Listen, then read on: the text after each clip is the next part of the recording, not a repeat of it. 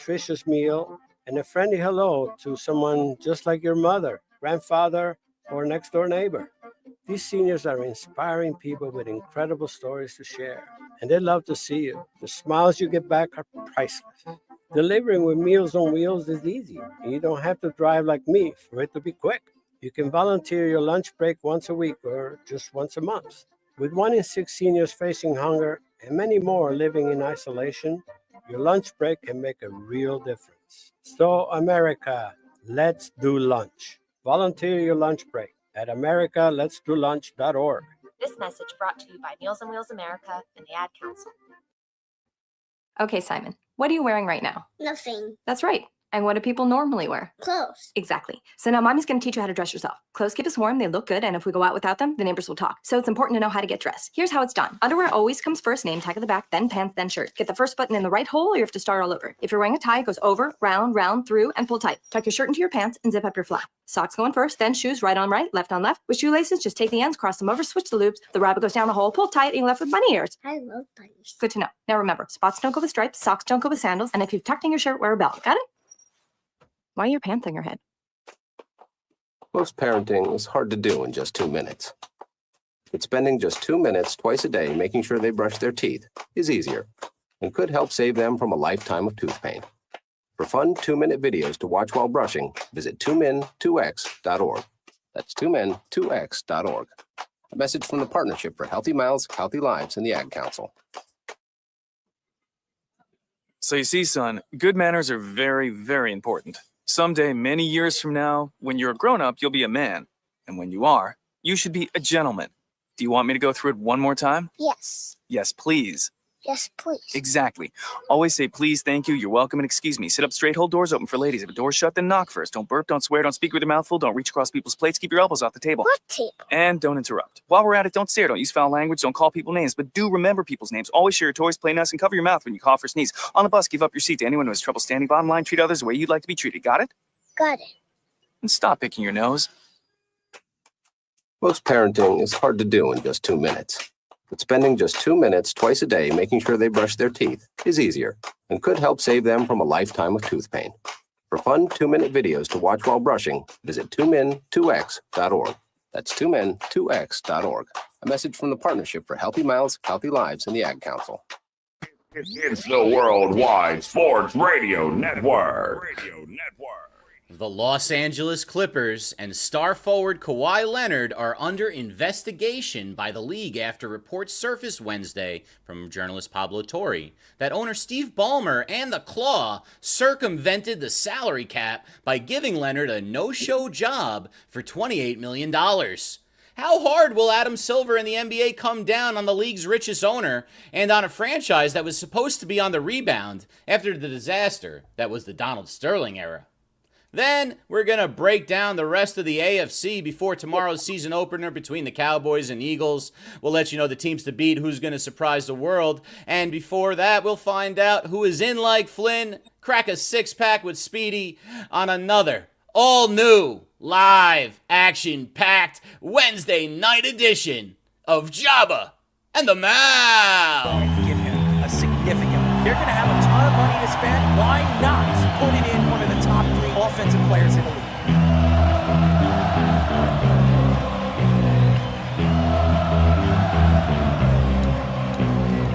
We're going to be looking at Aaron Judge and saying that he can't win the big game. Michael Jordan said, I played 82 games. You don't see LeBron doing that. This is a game where you got to go perform. I told you, Giant fans, and Saquon Barkley, at this point, I'm gonna fight him all. A 7-nation army couldn't hold me back. They're gonna rip it off. Taking time. Say whatever you want about Patrick Mahomes. He's the best quarterback in the NFL. Really? And I'm talking to myself at night because I can't forget. And back and forth through my mind behind a cigarette.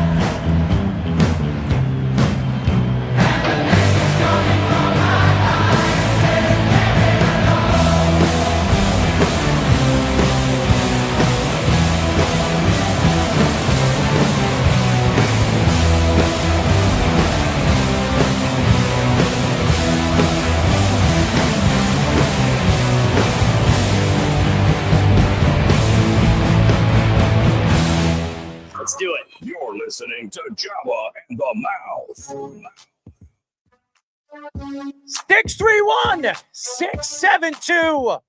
631-672-3108 is the number to call. You're listening to a brand new show of Jabba and the Mouth. I'm your host, the one and only Errol Marks, my co-hosts, Jabba Chamberlain and the Speedster. Ladies and gentlemen, go to our website at www.worldwidesportsradio.com. Check out all our shows throughout the week, including Jabba and the Mouth, every single Mondays and now Wednesdays at 7:30 p.m. All you have to do to tune in and check out our local listings for all our shows is go to our website at www.worldwidesportsradio.com.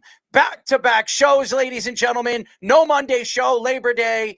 And yes, as everybody attacked me yesterday after the show, it is not a holiday for soldiers. It's a holiday for work. So I hope everybody enjoyed their non-work day for Labor Day. How are you? How are you, Speedy? How are you, Jabba? Well, I was drafting for two teams. I drafted for yours. I Well, drafted for first of mine. all, let's cut you off over here. I told you when we were going to do this draft that I was not going to pick 53 players I know that. on a roster. I know. So I already said it's your turn to do it. I will just play the roster when you pick the team. And I don't even want to know my roster until the show is over. No, we'll reveal it with A Chris. surprise. With Chris when he comes on. Okay, we'll have a surprise with the old Chris Lombardi. Jabba, how are you? Good. We got an overcast day like usual here in good old Nebraska. But other than that, everything's good, man. Just I've been playing. I got one of those new like desks that you can like raise up and down. You look like a little fella. I'm not. I know it's weird. Like I'm not gonna literally use- like I don't want to get myself in you- trouble on the show. you can keep going. Now we just see It's- your small athletic head. As we all I know, know. you lost 30 pounds. Congratulations to Jabba Chamberlain. Yeah. Losing 30 pounds. You look damn good, man. You really do. Thanks. You It's look great different. too because I got one of those I don't know what they're viral, whatever those walking treadmills too. Mm. But you So, don't like, you need can that. get- You're outside all the time. I know, but like if it's raining or something and you got like a meeting or something, it's nice to be able to get all your stuff done, walk, and still be able to be productive and Oh, get some so stuff done. so wait a second. You got a treadmill. So when you're on a meeting call, you're going to be walking the treadmill. That's what you're going to be doing. Oh, You're just gonna be 100%. out, and nobody hears the treadmill in the background. Oh, it's Really? quiet. I'm Mhm. always on a meeting when I'm on the treadmill, and people say, "How could you be on a meeting?" I'm at the gym and I have my headsets. Yeah, that- because you're at the gym. yeah, but you can't hear anything because it's sound. What do they call it? The sound barrier earphones. Sound where you- reducing or whatever. no, it's like a. I think that's a sham because you can still hear stuff. Yeah, probably you can hear stuff, but I can't hear nothing. It's like Right, completely closed up air with nothing coming through those headsets. So I actually love doing those meetings when I'm on the treadmill now. And I've been on the treadmill practically 5 days a week. I'm going about 2.5, 3 miles a day. And I am at 20. I think I said I was at 202 today. I lost almost 33, 34 pounds. So I think 2 months ago, I was 234. I dropped about 32 pounds. So I'm very happy. I had an A1C that was absolutely horrific. And my doctor said I was pre-diabetic. So I had to do something about it. So I had to cut out some sugar drinks. So now I'm just going with the water and Mio, ladies and gentlemen. So if you want to go to Walmart and get your Mio, get the acai or the acai berry and go over there. Actually, it's really delicious. And there's no sugar in it. So artificial, what do they call that? Sweetener. So I Stevia or whatever it is. yeah, it's sweetener. But my doctor says I could do it and I could take it. And I've been doing it. So I've been doing it. Caffeine, baby. I'm not a caffeine drinker. I'm not a coffee drinker. A coffee, as the Bostonites or Bostonites, as they say, it's coffee, not coffee. I don't use coffee, by the way. I say coffee. So I try to correct my spelling in my English language, as Fish is the quote unquote teacher on this quota over here today. So anyways, at 8:45, we'll be talking to co-founder of All 22 Fantasy Football, Chris Lombardi. He's been on our show before. We had his partner on the show. So that'll be fun, Mr. 𝐃𝐨𝐽 or Kodo or whatever. Gremlin lover. The Gremlin lover. The Travis, a.k.a. Gremlin Hunter lover. And at 9:45, we'll be talking to former Falcons, Giants, and Bengals linebacker Michael Boley. And by the way, Super Bowl champion Michael Boley.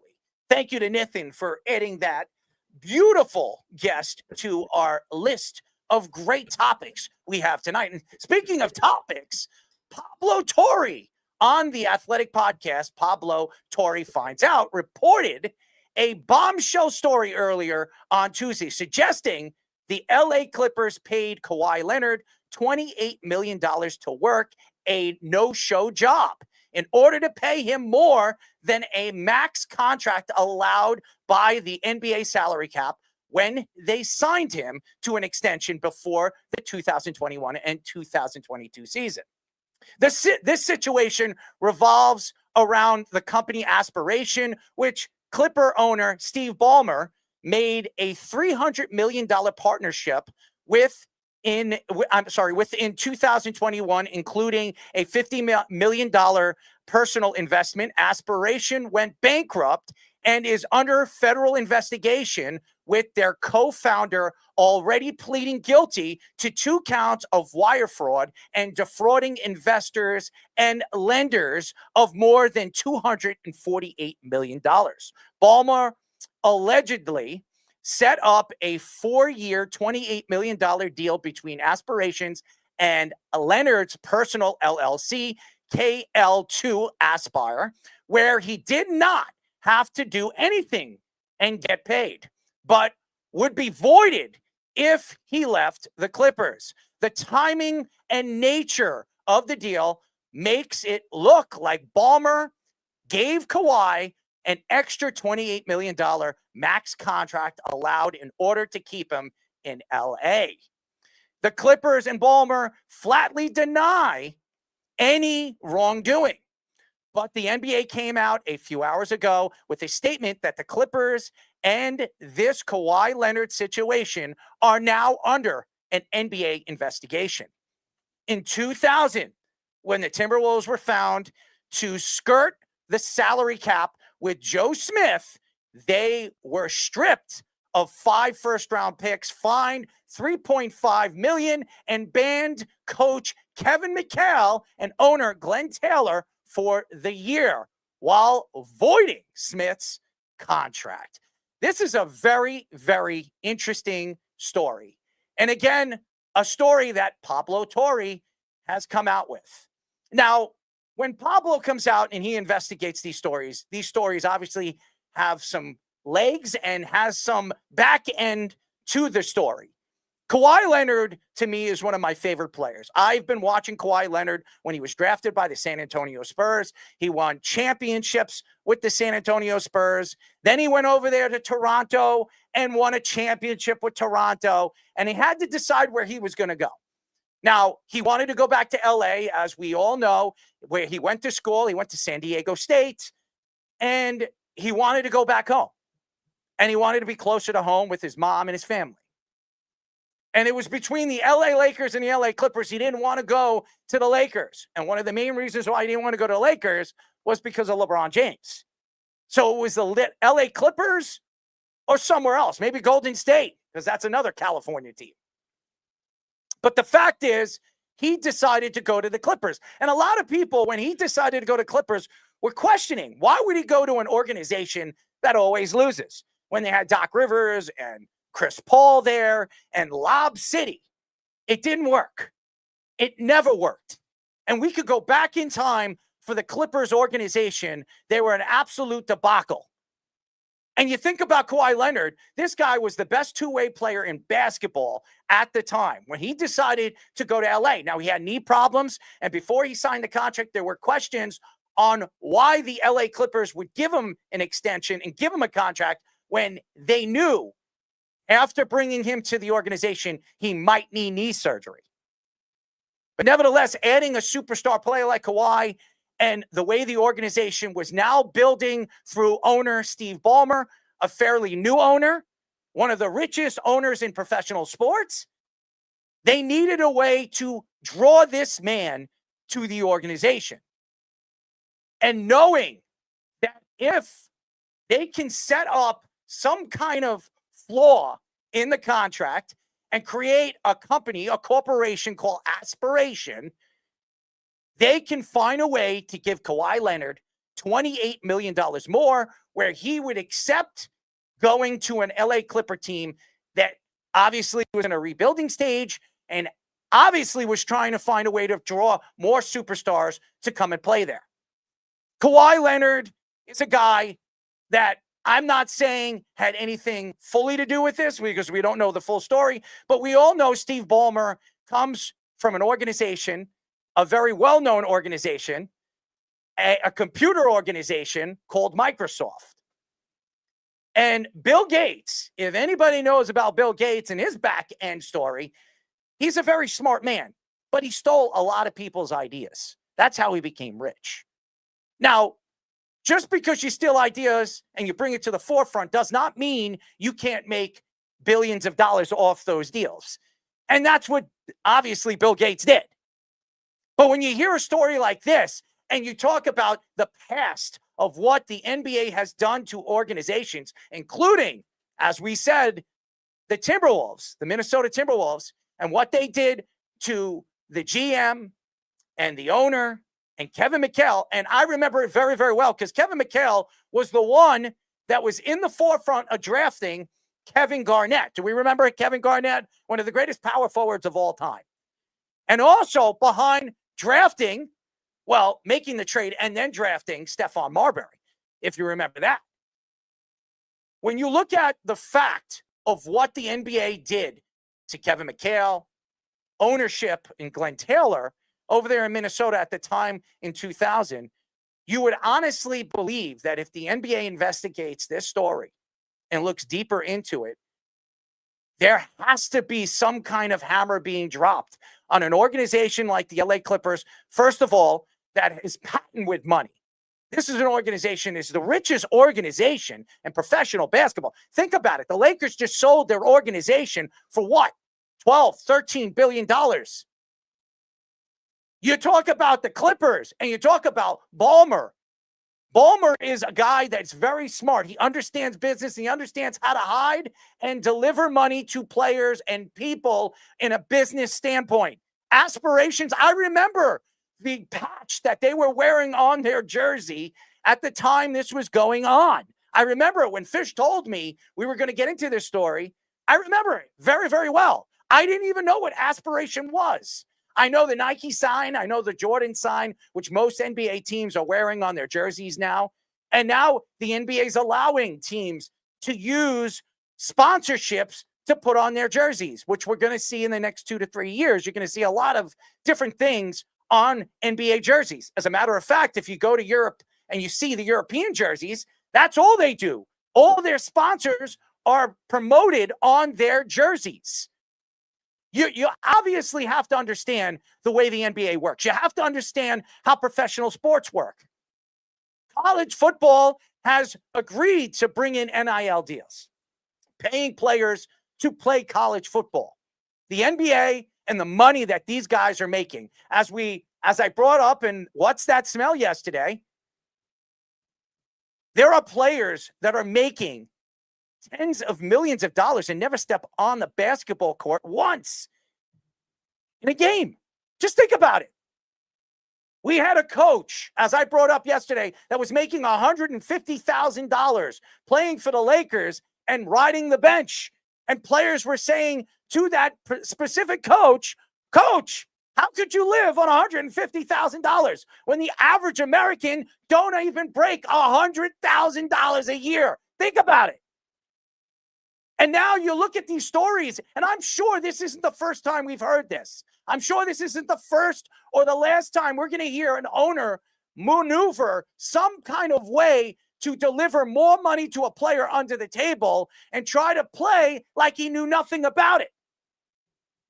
Now, obviously, he has come out and agreed and pleaded guilty to 2 counts of wire fraud. Okay? Just think about that. Wire fraud is a felony. That's a felony. And you also think that if it was me or you, and I'm talking about Speedy, you're not Jabba, because Jabba is Jabba Chamberlain. He's a multi-millionaire. So we all know who Jabba Chamberlain is. But if it was me or Speedy that does something like that, we're going to jail. We're going to jail for at least 5 to 10 years. At least. For 2 felony counts of that magnitude. Ohtani, going back to what we have heard and the stories behind the whole Ohtani debacle with the condos and the money that was delivered or disappeared, as his agent claims that it wasn't these 2 fellas' money when it was being divided out when they were trying to build these condominiums. I honestly believe that the NBA will brush this under the rug. I do, because the NBA knows that Steve Ballmer is a very important piece to the growth of the NBA and NBA business, sponsorships, advertisements. This is a guy that's a mastermind of understanding how to build businesses around his professional sports team. And I do believe that Steve Ballmer, with the money that he has behind him, as we see money talks and bull you-know-what walks, Steve Ballmer is a guy that understands how to figure out how to negotiate things and brush things in places that you will never talk about or find ever again.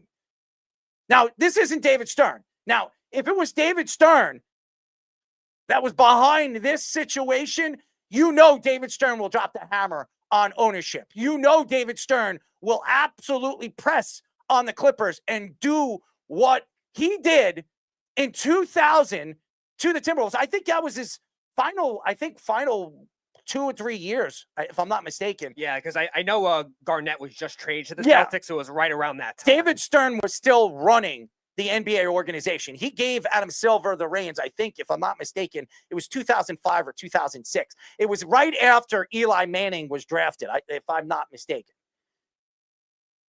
When David Stern walked away and gave the reins to Adam Silver has, and I'm not saying he's ruined the league. I'm not saying that, and I'm not saying that Adam Silver isn't a smart, intelligent man. Adam Silver has let the players control the league. He has let the players decide where and how the league should be run. As we all call it, the LJA on this show, the LeBron James Association. And this is a big league which has become international because of Michael Jordan and now LeBron James. It's big all over the place. We talk about how soccer, European football is big all around the world. Basketball is coming to that point. Basketball is becoming that second international sport. It's not hockey. I know everybody's going to say, well, what about hockey? Hockey's big internationally, but it's not as big as basketball is. Basketball is played in over 200 countries. 200. Just think about that. All you need is a basketball. You don't even need sneakers anymore. You could go, you can run up and down a court and shoot a basketball. And with the money that sponsorships and sneaker deals that these players are getting, as we have attacked many different WNBA players, attacking Caitlin Clark on what she's doing for the WNBA, we all know that money does grow on trees for the NBA. It does. And $28 million to an NBA team is nothing. It's pennies. It's nothing to a guy like Steve Ballmer. The amount of money that is being brought in through TV deals and sponsorships. So we all know the NBA knows that $28 million, we'll just brush this under the rug. We'll give a fine. You're not going to lose draft picks. It's not going to be like it was in 2000 because Adam Silver has allowed ownership and allowed players to control the league, not the commissioner, as the commissioner should be stepping in and saying what he should be saying as a commissioner and attacking ownership and why you should not be paying players under the table that kind of money when you're giving these guys multi-million mega deals. You're talking about Steph Curry, who just got, not even Steph Curry, Brown from the from the Celtics just got a $400 million contract. Jason Tatum, did he just get a contract? Yeah, he got one last year. What was it, $500 million? He was low 300. I think his was 310. And then you look at Shea this last season, so. I mean, it's ridiculous. These players are making ridiculous amount of money. More than, we're going to be talking about basketball players making more than baseball players a year. Yeah. Just think about that. Because there's very few players on a basketball team. What is there, 12, 13 guys on a roster? And it's like, I think there's 15 technically, but like. You know what I'm speaking of. There can be a total of 14, I think, 14 or 15. Yeah, so, but 13 players usually only play if depending on the coach, if even. Tom Thibodeau only played 8 guys, but you know what I mean. If it's But even that 11th and 12th dude's still getting like $1 million or $2 million to do nothing. The 11th or 12th guy on an NBA team like it makes more than a lot of second line NHL players. It's ridiculous how much these guys are making. I wonder. I mean, how much do you think though? Really? An average guy riding the bench. I know there was a Knicks player, a big man, that the Knicks gave an extension to, and they were paying him, if I'm not mistaken, $8 or $9 million a year, and he didn't step on a basketball court once that season. And then the Knicks decided to drop him and pay off the contract. I think they signed him to a 2-year deal worth about $16 million. I don't remember the player. It was a big man, 7 foot guy. Yeah, I drawn a blank on the name too. I think it was in the Phil Jackson era. Is the one it was in the Phil Jackson era, and I remember it because it was either in a Phil Jackson era or Jeff Hornacek. Yeah, well, they were the same Jerome time. James. Jerome James. That's who it was. And I remember when the Knicks gave him that big guy, he didn't step on the court one time that season, not once. He was terrible. Absolutely. It says the average NBA just bench salary, like the minimum contract is between 1.1 and 3.3, and it just depends on experience, how many years you have, but it could be up to 12.4 if you're a mid-level. Think about that. If I was a parent right now and I'm sitting pretty and I say, "Hey son, you're athletic. You're about 6'3", 6'4". What would we put you in? What kind of sport do you enjoy playing? Football's it's too much of a contact sport. I don't want you to have CT. I don't want you to have brain trauma in the future. Baseball, you got to go up to single A and double A and triple A. You might never step on a baseball field, and you definitely don't want to get paid that rinky-dinky money in the minors. And then you talk about hockey. Hockey, there's the AHL, there's junior, and then AHL, but are you ever going to step on an NHL ice? And if you do, an average player is probably bringing in $500,000. Honestly, the sport that I'm telling my kid to play is basketball. Why? There's no contact whatsoever, because if you lay a pinky, they're at the free throw line. And internationally, you go to Europe right now, they're paying guys $5-6 million to play international basketball. Ask Stephon Marbury, where they have a statue over there of him in China. And then here in the NBA, if you're a bench player, even if you're a G League player, there are G League players that were not drafted that were making $500,000 a year. Sometimes before they were drafted. Yeah, 17 years old. Mitchell Robinson, if I'm not mistaken, was making like $350,000 playing overseas because he didn't play college ball. He decided that year he was going to go to the NBA draft, which was a big mistake because he probably was a top 10, top 15 pick if he played for SMU. I remember it. And instead he decided, hey, you know what?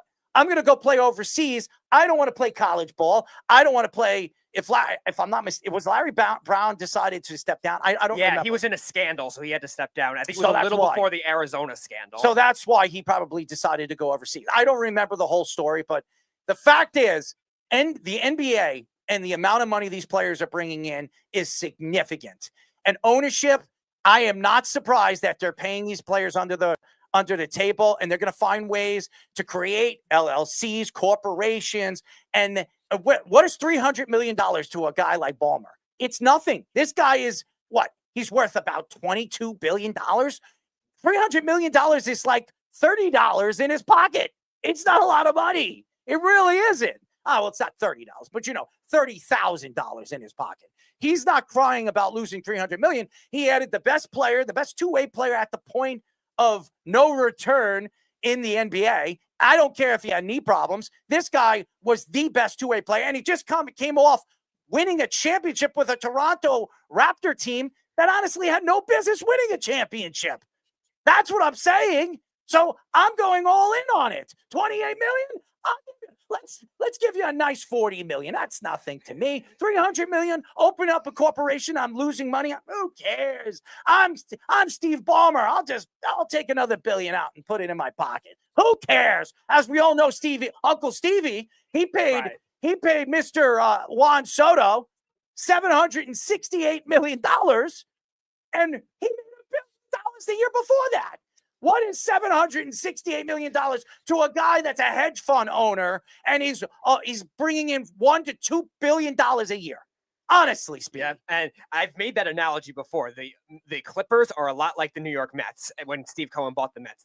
Cohen was involved in scandals at the time that he ended up being wrongfully accused of, but still was involved in a lot of stuff like that, trying to do it with the Mets, especially when they traded for Lindor at the time. I think that was when the scandal really started to took off more. And both those teams are the two richest owners in sports. They're both like high profile, getting these big name guys. And both teams, now the Mets finally made the NLCS. But before that, they were doing nothing in the playoffs. And the Clippers, forget about it. They did nothing in the playoffs whatsoever. Even with Kawhi Leonard there, the best series actually was when Kawhi Leonard got hurt. They beat Utah and they went to the Western Conference Finals before losing to Phoenix. And then you want to establish yourself as a reputation over the Lakers. Kawhi Leonard wanted that image. Oh, I don't want to play with LeBron James. I want to be my own guy. He brings in Paul George, helps the Thunder win a championship with all the draft picks and trading Shea and all that other stuff. Didn't they have to wait a year for Paul George? And if I'm not mistaken, when they made the move for Kawhi Leonard, he was out for 1.5 seasons. Exactly. Because of the knee injury. They already knew that he had a knee injury, and they still signed him and brought him to the LA Clippers. Mm-hmm. They didn't care about his knee injury because they got Kawhi Leonard, a champion, not for one organization, but two. And how many times did we talk about like all these different Kawhi Leonard trade rumors too that were going to happen? Oh, they lost in 2022. They lost to Dallas, I think, in the playoffs. All right, their window closing at that point. Then Kawhi Leonard randomly gets extended out of nowhere. We were talking about Kawhi Leonard, I think, the Knicks one-off season as a trade potential. And if it didn't work out with the Clippers over there. Then even last year, too, the Clippers are getting old. Obviously, Paul George leaves. He goes to Philly. And, Kawhi Leonard still signs another random extension all of a sudden. And now you see why. Oh, wait a second. They, at one point, had Russell Westbrook. They had James. Now they have James Harden. They extended James Harden. And again, money is no object to Steve Ballmer. But who wants to go and play for the Clippers? Right. They're the little brother of the LA Lakers. Say whatever you want. Luke is there. LeBron might not want to be there anymore. The Lakers are showtime. That's what they are. The Clippers are baby time. Nobody cares about the LA Clippers. Yeah. And they're trying to like establish themselves in the weirdest ways by like making these special kinds of seats in their arena. Oh, we're going to go separate ourselves from the Staples Center and establish ourselves as something else from the Lakers too. Meanwhile, the Clippers, if you look at the history of their franchise, I think before the Chris Paul, Blake Griffin era, they were as putrid as it gets. Yeah. But think about it. Like I call it Dock City because that's all it was. They were docking. And then they were Choke City. Alley. Right. Docking. They were docking, they were choking, and they were dropping at the end. Yeah, dropping with injuries too, because Chris Paul couldn't stay healthy. Now Kawhi Leonard and Paul George can't stay healthy. Yeah, that's your ownership right there. So what does Steve Ballmer decide to do? Let's go manipulate by going against the salary cap, which is obviously illegal. Now, I've always had a loosely objection to the way the NBA salary cap works as it is, where I think you're right. It's very lenient towards the players, where it gives them way too much room to, all right, maybe you have to trade a contract or two to make it work, but there's no like real salary cap like it is in the NFL type thing. And these guys are manipulating it to that extent. What I don't understand is why create a corporation? And I know it, and me and Fish were going back and forth. We were trying to figure that out because it is $28 million. You can't hide $28 million. You're going to have to find a way to claim it. So that's probably why Ballmer had to create some kind of aspiration corporation. But again, the way he did it and the way he set it up, how did he not think that somehow or some way the NBA wasn't going to figure this out and wasn't going to investigate it? And Steve Ballmer is a very smart man. He is a businessman. So that's why I'm a little turned off on this story on why Ballmer actually thought that there was no way the NBA was going to figure this out. Now, the LJA is completely different from what the NBA was when we had David Stern running the organization. But Adam Silver is a guy that is going to sit back. He's going to sit around the round table and have LeBron James leading that table and say, hey, you know what? It's just $28 million.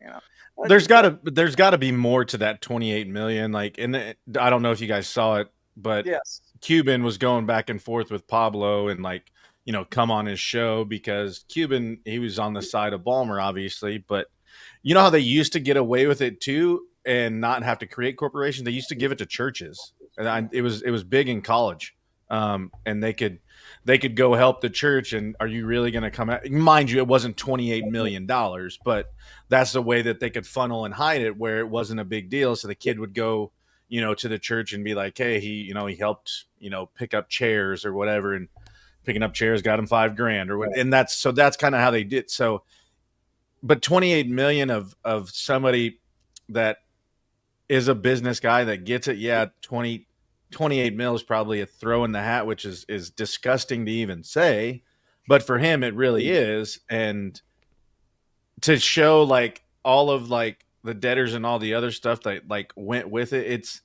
there's more to it. I just don't know what angle it is. So it wasn't his company, allegedly, right? He wasn't a founder of the company. The founders went down for wire fraud and in basically running Ponzi scheme type things with their investors.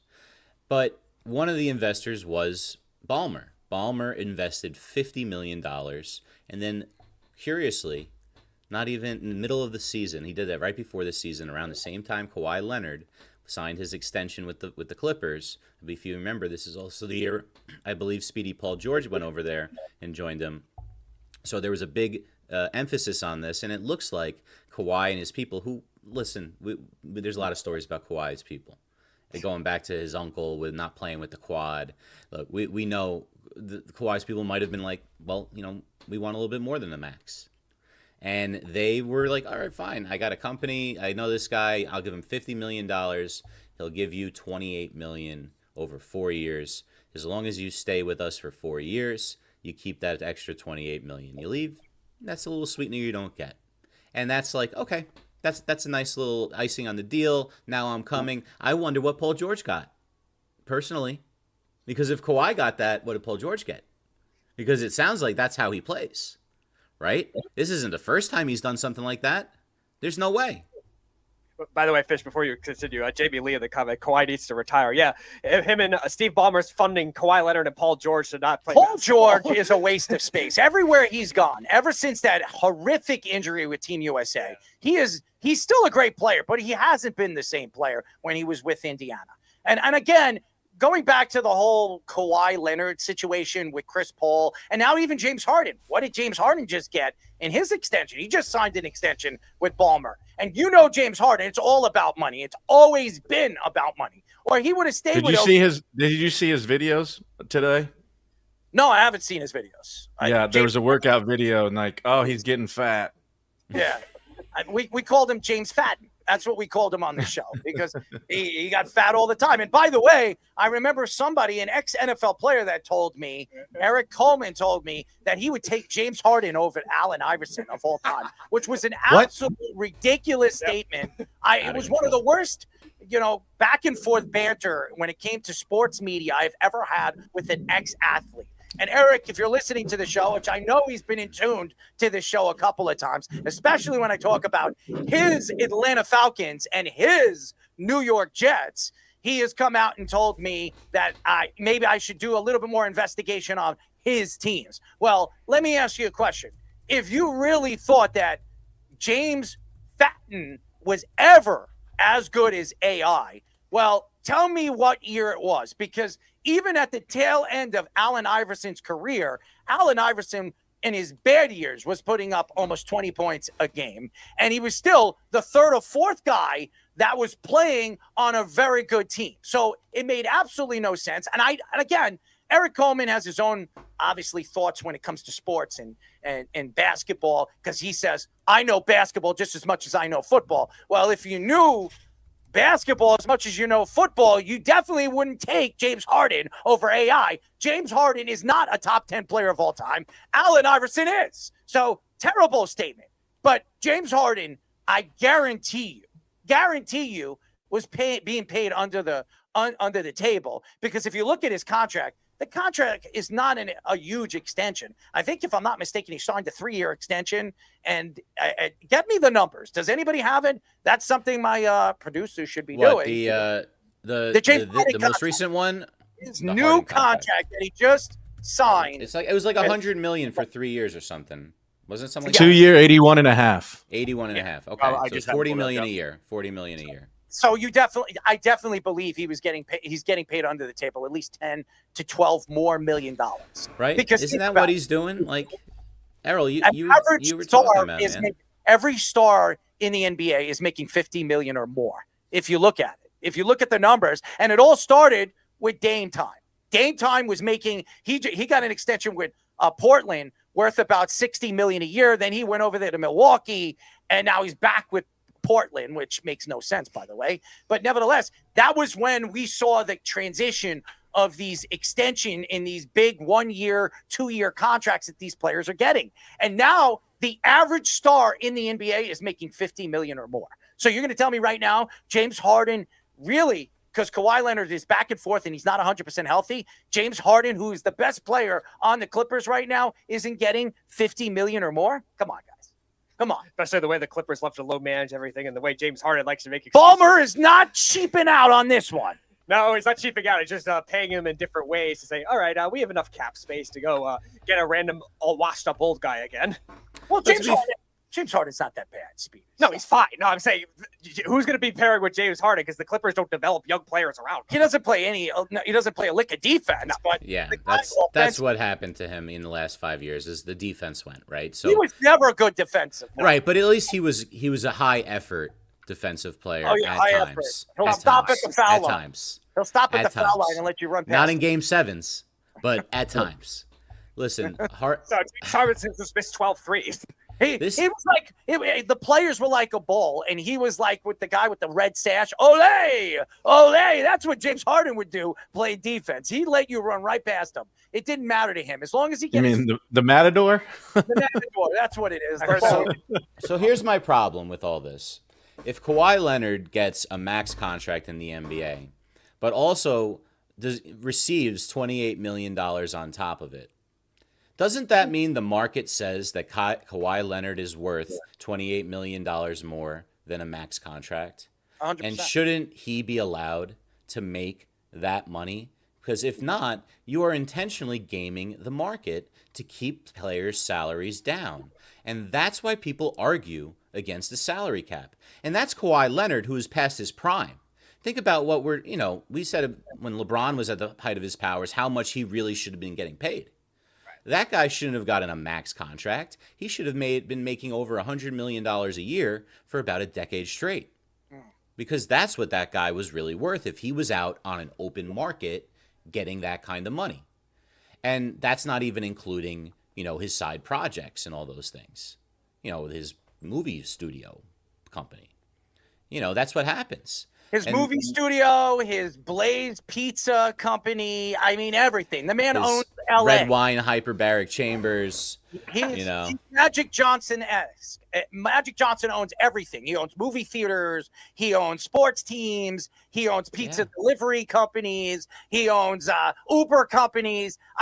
That guy is a multi-billionaire by all the companies he has built around his basketball career. And LeBron's doing the same thing, as he's come out and said when he's done with basketball, he's going to own an NBA team, a.k.a. Alex Rodriguez, as he owns the Timberwolves. So not surprised when you're hearing stories like this as NBA players are bringing in a brush fire of money. And I'm telling you, $50 million, just think about it, $50 million for 82 games. Most of these guys don't even make the playoffs. Think about that.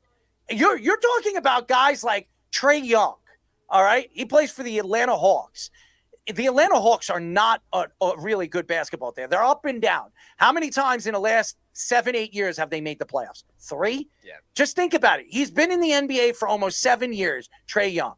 Trae Young has made the playoffs for 3 out of the 7 years, if I'm not mistaken. And they all the other years, they were a play-in team. Like, they weren't even that good. And he's bringing in almost $50 million. And the guy hasn't even really gotten his next extension. It's ridiculous. Steph Curry just signed a $275 million contract. What was it, 2 years ago? It's crazy. It's crazy amount of money. This is monopoly money. The NBA is monopoly. All they got to do is jump from one place to another or one whore to the other, as we all know NBA players like to do. Ask Wilt Chamberlain. I don't know if anyone can top that record. 10,000 women, as he's come out and say. I'm sure it was a round number of 10,000. You know, he was keeping an exact count. Women. He said 10,000 women. Yeah, rounded up fish. It's you think he was at 9,999? Was like, He that's must it. have Only counted. one more. That's it. I'm done after this one. That's the number I was shooting for. I'm going to stop it exactly. He was final 10,000. push. Wilt Chamberlain was counting women who he was sleeping with, and Bill Russell was counting championships. That's the difference. How many Do you rings? think he counted like, because there ain't no chance it was just one at a time. Do you think like if there was like a group of them, he counted that as one, or did he count that as like if there was four, did he count it as four? Did he count it as one? How many days does it take to count that? You know, like first of all, just does he have have like a bunch of pads clicker? of Did he paper. write it down, or what do you do? I mean, no computers back then. Maybe a typewriter.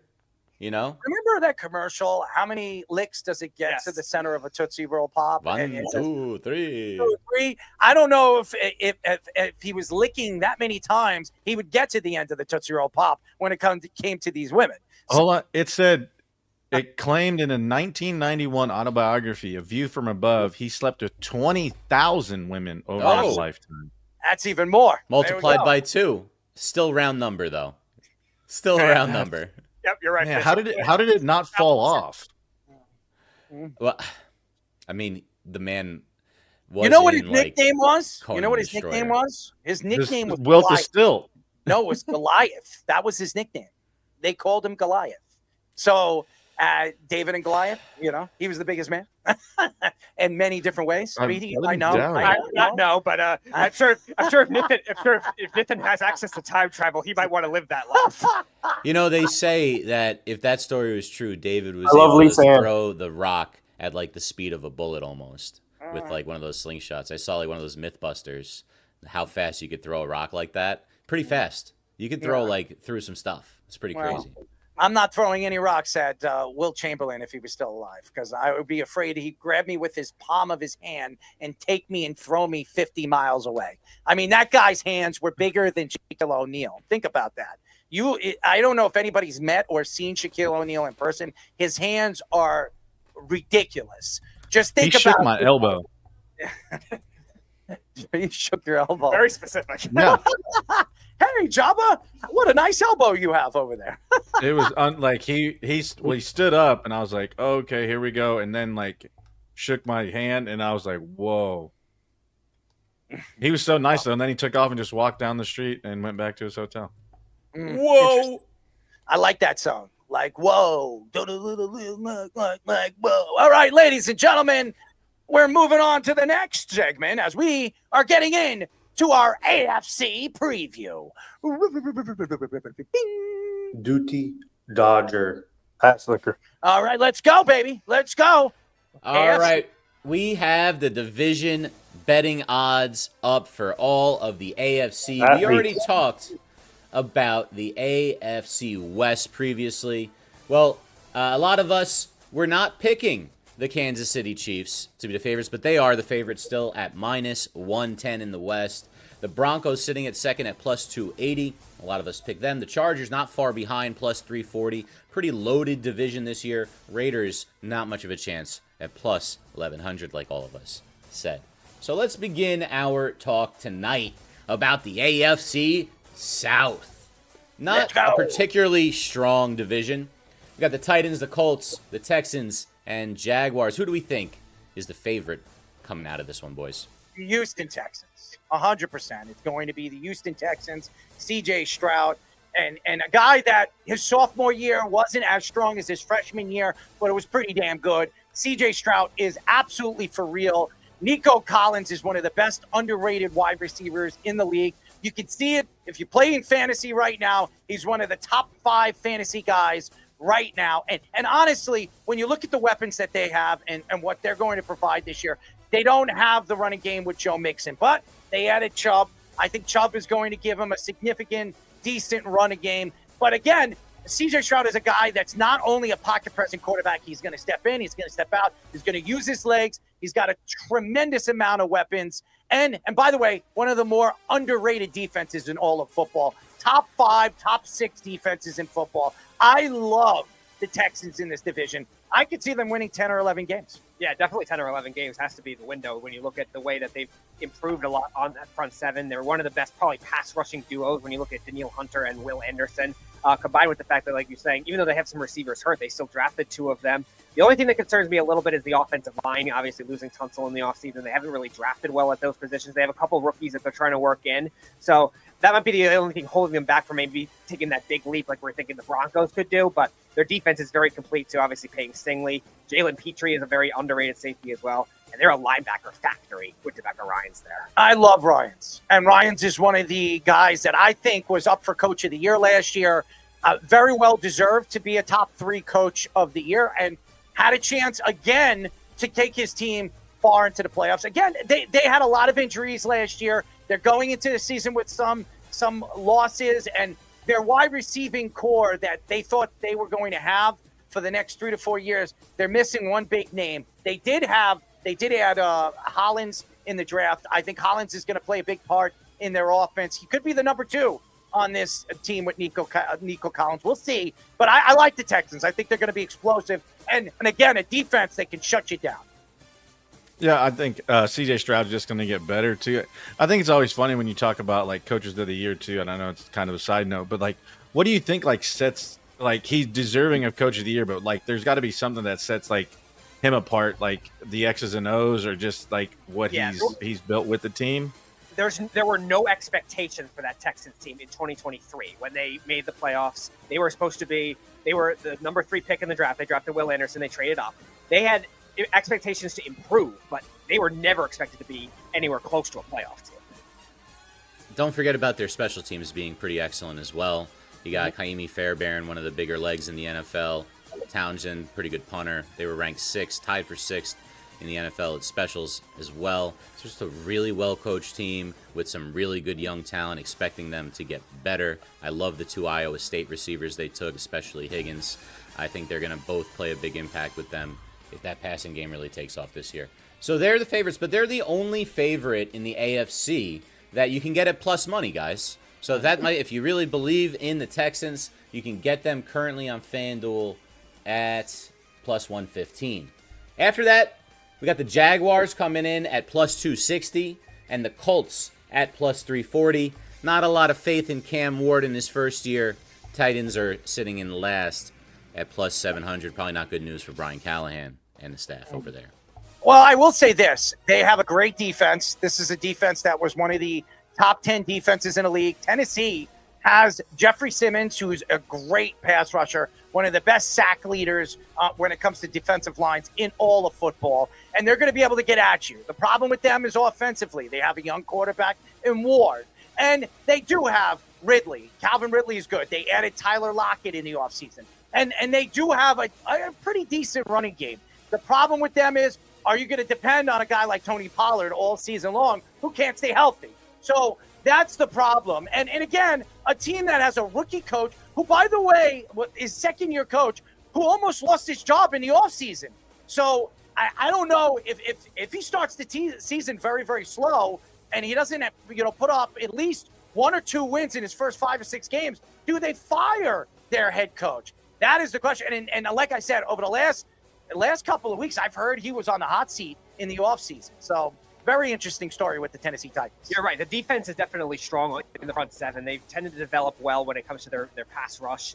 Obviously, losing Harold Landry could hurt, but they lost him a lot of the 2023 season, Vrabel's last year, and their defense was still very good. Offensive line is still a little questionable. They haven't drafted as well as they usually do when it comes to that, and that's going to be a big key for Cam Ward. Is he going to be able to extend plays right away?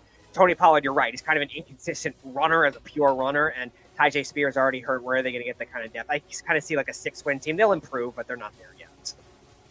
No, I'm interested to see what Cam Ward does if he can slow the game down. Obviously, the jump from college to NFL to see if he can slow down. Obviously, he seems like he has the demeanor throughout all of his interviews and the way he conducts himself, and how he's focused in what his preparation for the game and how he's talked about it. And yeah, it's always like when you're doing these fantasy drafts, as we all talk about, it's like, okay, you're going to get certain guys. Pollard's one of those guys. When is he going to get hurt? It's not if, it's when. And so I think, yeah, probably 5 or 6, but I'm interested to see how Cam reacts to the NFL and makes the adjustment. I think the second best team right now is the Jacksonville Jaguars in the South. I really do believe that. The question is their defense going to be able to hold up? It's been a big problem back and forth over the last 2 seasons. 𝐬𝐮𝐞 is a young coach. He's taken over. He's a good, smart coach, but they have multiple running backs. And Travis Etienne is not the number 1 guy anymore. They've got 3. They got a triple-headed monster, and we don't know. And if you're a drafter, you're not drafting any one of these guys because you don't know who's going to start and who's going to finish. And again, Brian Thomas is sensational. I think he's one of the more underrated young wide receivers in the league. And I said it, 3 years from now, this guy's going to be the number 1 wide receiver in all of fantasy. This guy is so explosive. Look who was throwing him the ball last year. It wasn't even, Mr. Trevor Lawrence. So, and this guy he had 12 touchdowns or 11 touchdowns, and he had over 1,200 yards. And he didn't even have, he had Mac Jones throwing him the ball. Trevor Lawrence has got to stay healthy. This is his chance right now under 𝐬𝐮𝐞 to show and prove himself to be a franchise quarterback. And here's another thing that I'm going to say. Travis, a.k.a. Gremlin himself, he needs to show up and play two-headed type of football, defensively and offensively. Yes, ladies and gentlemen, Travis, the Gremlin Hunter, the unicorn, as he calls himself, needs to show up week by week, depending if he's playing defense or he's playing offense. He has said that he's going to be more of a wide receiver this year than a corner. I think Mr. 𝐬𝐮𝐞 should have chose corner over wide receiver. I just don't know if he's going to hold up and he's going to be the player Didn't it come out that he was wide receiver 1 and cornerback 2? Wide receiver 2. No. He's wide receiver 2, and he's going to play probably in sub packages. I don't know if he's going to be in the slot or outside, Speedy. I would imagine they probably put him. Gordon Lewis, they signed. He was the Cowboy slot corner, so I don't know. He might rotate. I think there may be some they may play some 4-2-5 stuff where there's a lot of D-backs on the field. A lot of teams are playing a lot of. Are you still thinking the 60-70% mark on the defensive side?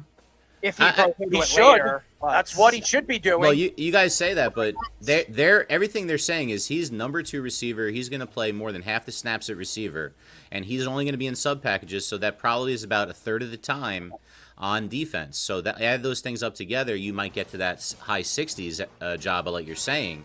But his first year, I don't think they're going to want him to go that high, and I don't think they want him to go that high in general.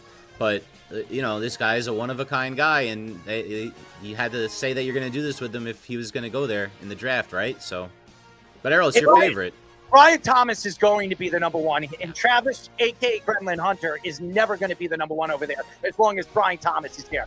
This guy is so explosive. He's going to be so fun to watch. Anybody that drafted him in your draft, you're looking and searching for a treat this year. He's your treat. He's a nice ice cream sundae that you can put extra fudge on because this guy's going to have 14 touchdowns. If Trevor Lawrence stays healthy, 14, 15 touchdowns, 1,500 yards, and he's going to be up for one of the offensive players of the year. I'm telling you, he's that kind of player. Fun to watch, and he's going to be able to go out there and put up those numbers. Errol, you mentioned it too. The second-level talent on this Jaguars team definitely screams like it could be a borderline playoff team. Yes. Just the trenches. The defensive side too, the secondary too. They don't questionable. Yeah. You're gonna bet that Travis, the Gremlin Hunter, is gonna be able to play two-way football, and he's gonna have to be your number 1 corner possibly because your corner play is really there's no depth on that team. Right. Really none. I like Tyson Campbell as a number 1 corner, but after that they're very questionable. They signed as a safety, Darnell Savage from Green Bay, who's played well, but he's also injury-prone. And then their pass rush, too. Outside of Josh Allen, Eric Armstead's been injury-prone, and Trayvon Walker's been a bust of a number 1 pick. Yeah, absolutely. And then, go ahead, Jabba. No, it's just Fish, you kind of said it. It's like yeah, he may be capable to do it, but do you really want him doing that in his first year? Like, and especially like you said, there's just no depth in what they're going to do. So, one of your main attractions is obviously to your team, but I mean, I don't think I'm risking getting 60 to 70%. I mean, we've had guys say it's going to be that 60 to 70% mark that have played in the league. So I don't know. I'm putting him at the corner position. That's where they need the depth. He is better as a corner than a wide receiver. I think they're making a mistake. I'm telling you, I think they're making a mistake. But hey, I'm not a coach in the NFL. We'll see what Mr. Cohen's going to do at the end of the season when the media is going to attack him and say, well, I don't know if you should have done it this way. I think you should have went the other route. Well, Cohen was pretty dang good with Baker Mayfield. So I'm willing to give him a shot with that kind of firepower. If Hunter is, maybe not as good as he's saying. What did Canales do with Carolina last year?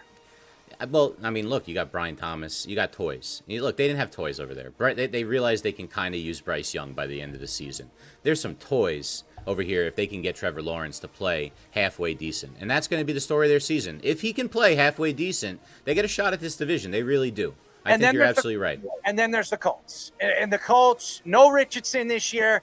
Danny Dimes is now the starting quarterback.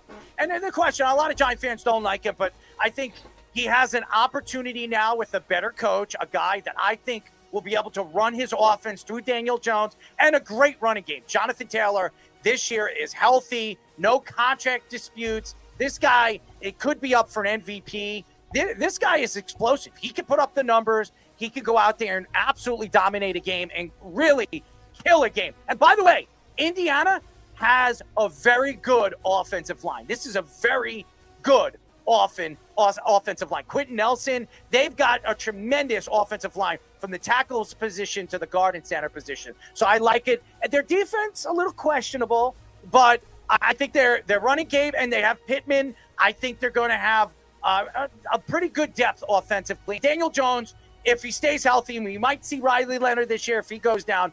Hopefully Richardson, we don't see him at all this year. He was an absolute bust. But I think Daniel Jones is going to have a better year than people think. Yeah, last year they were very close with a really bad defense. And they're trying to patch things together at both corner and on the defensive line. They bring in Xavier Howard, Charvarius Ward, trying to rebirth some veteran corners. And they've had trouble drafting edge rushers really since they had Freeney and Mathis. It's been a curse for them for a while. They're good at linebacker. But you're right, that offensive line is top 10 in football. Braden Smith's a very good one. Bernard Ryman, who was on my All-22 team last year, was very good. And like you said, Daniel Jones is just a better thrower of the football. So they're going to be a little more efficient than Anthony Richardson. How much more is going to be the question? That'll be the difference in them making the playoffs. And I don't want everybody to jump on this, that I think Danny Dimes is going to put up 4,000 yards and he's going to run for like 8 touchdowns. All I'm saying is he's going to be efficient. He's going to put up decent numbers. And if you need a quarterback in your fantasy league, if it's 14 or even 16 teams, you could pick up a guy like Danny Dimes and maybe depend 3,000 yards or 3,200 yards, 8 touchdowns, 7 touchdowns run in, and maybe 700 yards when it comes to mobile, because he's a mobile quarterback that can make plays in the open field. Giant fans know that. Well, he could before he got hurt, and then he got hurt, and then he wasn't as good and not as accurate, and he can't hit anybody in the preseason. If you watch any of the games, he misses open receivers, looking like Arch Manning. You just hate Daniel Jones because tell me if I'm wrong. He missed everybody in the preseason. Wide open guys. You hate him. It doesn't matter if he was good. It's preseason. Nobody. I've watched him for a number of years. So do I. He does not know how to run an offense that works in the NFL. I don't expect them. This is how they're going to win. He throws the ball 15 times a game. Jonathan Stewart gets 37 carries behind a great offensive line, and they play 1980s and 1990s football. That's the only way they're winning with Daniel Jones at quarterback. And you're right, Speedy. He's better than Anthony Richardson. But that says a lot about Anthony Richardson, not Daniel Jones. He's retired. He's come a long way since you guys made him good with the Super Bowl. He retired. He was walking around with his backpack over there at Radio Row. That's as close as he's going to get to a football field. And hopefully he has some footballs in that basketball bag. So I honestly, Daniel Jones is not as bad as you think he is. But, hey, only time will tell. True that. All right, so let's get into the next division. We only got about 8 minutes for this, so we're going to go a little quicker. Right now, we've got the AFC North. Everyone knows the Browns are terrible. Let's start there. How bad do you think the odds are? Let's just guess for the Browns to win that division. 1,700? No, worse. Really? Plus 2,200. Worse. Oh, boy. 5,000? No, 3,000. Plus 3,000 for the Browns to win. You Betting want on to talk about that debacle, or you want to just move on? No, let's move on. I think they're going to be really, really bad. And honestly, I think it's obvious. I'm interested to see what they're going to do with Jerry Jeudy. If he starts off really strong, do they move him at the trade deadline? I doubt it. He was good because Jameis was throwing jump balls to him, and let's face it, no, they don't have Jameis throwing to him right now. How long before Jameis just goes to the media? Like, stop trying to be a quarterback at this point. I think it's going to be soon, and I think he's going to be great with the media. But Joe Flacco is not a bad quarterback, and I think he's going to be. How long is he going to stay healthy at age 40, though? Behind that team that doesn't have a great. I think Jerry Jeudy is going to have a better year than you think he's going to have. I just don't think it's going to be as good as last year. I think if you're hoping that guy who's never shown that he was that good, to do that, I don't know. But they got the Steelers at plus 550. Not a lot of faith in your boy 𝐸 Errol, after his performance in MetLife Stadium last year. I like the kid Johnson that they drafted in the third round, the running back. I think he's going to be the starting running back. I know everybody keeps thinking that it's going to be Warren and he's going to run away with because he could be a three-back type of running back, and that's why they decided to move Najee Harris and not bring him back. I think obviously it's going to be Johnson. I think he's going to be the number one guy, and it's going to be Warren again, where you're going to be able to move him around. He can catch the ball in the backfield. The question is, who's the number two guy as the wide receiver? We know DK Metcalf is there. We understand that they have two tight ends there. Their offensive line is fairly good. And Mike Tomlin, is this his final year? Because I know he's under contract. I know he extended his contract. But if he has another year where he gets knocked out, if they don't make the playoffs, but if they make the playoffs and get knocked out in the first round, oh, my God. Yeah, you can't bring him back. 9 straight years being knocked out in the first round. There's no depth. They're a good defensive team. They're always a great defensive team with TJ Watt there. They're going to be explosive on the defensive line, and they have very good secondary in Porter as well. So I think they're going to be fine. And they made that trade for trading Fitzpatrick in the offseason? Yeah. So Jalen Ramsey, your boy. Jalen Ramsey is going to play a big part on the secondary and the defensive side of the ball. I think they're going to be a prolific top-end defense. But offensively, are they going to be able to do enough? And I think they're structured to just be an all-world running team. A guy like Aaron Rodgers isn't the same guy he was when he was with Green Bay. Yeah, it's a bad fit because also DK Metcalf wants to stretch the field, and he doesn't really have an elaborate route tree like the whole thing on different levels. And Aaron Rodgers needs that type of guy at this point in his career. Fish, what you were mentioning with the tight ends too, I was curious on, like, maybe do they go that right? I loved Darnell Washington out of the draft at the time when they got him, but he's been a lot of injury issues. They still got Freiermuth there, and now you got Jonnu Smith. So I see an 8-9 win team. Yeah, I don't know if it's gonna be that good job, but what do you think? Yeah, I kind of just want to see Aaron Rodgers go give the big middle finger to everybody, to be honest with you. Just because I think it'll be hilarious. But I think he'll find a way to scratch probably 7 or 8 wins. I don't see any more than that. I think it's the last year of Tomlin, right? If they don't get to 500, it'll be the first time in his career. I think that's going to happen this year. I think he's going to be out. But let's move on to the top 2 teams in this division. The Ravens are sitting at minus 150 at the top of the division, with the Bengals, I'm assuming, with no faith in their defense whatsoever, at plus 240, despite the fact Joe Burrow might be a guy who can throw for 5,000 yards this year. Derrick Henry has to stay healthy. They need Derrick Henry to stay healthy and do not exactly what he did last year, but Lamar Jackson, we know what he can do offensively. The defense is going to be elite. We know they can go at it, and they can compete with anybody offensively and defensively. They're a good running team. The question is, and I'll go back to it, the depth of their wide receiving core. Do they have enough? They couldn't really show up in the playoffs. They haven't showed up in the playoffs back-to-back years as far as the wide receivers are concerned. If they show Bateman stays healthy and they can do more on the offensive side of the ball with deep throws, Baltimore is going to be the best team in the AFC. I don't think you can argue that. They've got everything. And Lamar Jackson, by far the best quarterback in the NFL. I don't think you can argue that. Two-way a guy that can use mobility and his arm strength to dominate a game.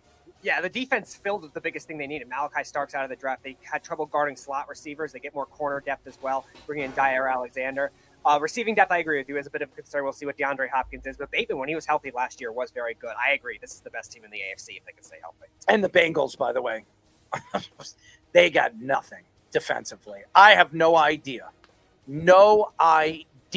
how they're going to stop any other team. They're going to have to put up 40, 50 points, which they can. Joe Burrow, Higgins, and obviously Jamar Chase. They got Chase Brown, who could probably run the ball. He's so overrated. I don't know why anybody thinks a guy like Chase Brown is one of the elite running backs in the league. But nevertheless, the offensive line is, they're going to be able to put up points. Defensively, Trey Hendrickson might not even stay there. He might be traded at the trade deadline. They did extend him. They gave him a 1-year, $30 million deal. I think he's underpaid for, to me, one of the best pass rushers in all of football. So that's what I got to say about the Bengals. They're not even making the playoffs. I think they fall out. They miss the playoffs. Yeah, I mean, I do. Before we move on, I do like Lamar Jackson being able to address what people said he wasn't great at, and he's becoming an above-average thrower now. So hats off to him to be able to spread spread the field, to be able to not only be one-dimensional, but go and do floor, field, same thing, right? Before we get to the AFC East and Errol gets to spend some time on the Jets. No, I'm not going to spend that too much. I have to show you what ChatGPT thinks of the Indiana Jones version of Daniel Jones over here, coming in with the whip into Indy, trying to get to the AFC South title. All right, not really. Here we go, guys. To the AFC East. How bad do you think the Jets are dogs in this division? I will say this. Losing Elijah Vera Tucker today for the season definitely hurts the New York Jets, especially what they're going to do with Justin Fields and running the ball. You expected that this offensive line is going to be the strength of this team. I still think it's a strength. You didn't lose your tackles, but losing a guard of that magnitude, a guy that was looking to get a contract in the offseason, this was his 5th year, and the Jets were talking about maybe extending him. I don't think they can. And now I'm hearing they're moving Tippmann possibly to the guard position and moving Myers as their center. I think that works. I think Tippmann's a better guard for his size than he is as a center. But again, I thought that this team was going to have that depth. Now, as far as the defense, this is going to be an elite defense. There's no question. I think Will McDonald is going to be one of the elite guys in the league when it comes to sacks. I think he's going to go at you, and he's going to be able to attack. He's got many different ways to beat you on the outside. He added 15 pounds of muscle in the offseason. And now you have Jermaine Johnson. Whenever he comes back this year, is it week 3 or week 4, he's going to add that depth as far as the run defense. And they added guys.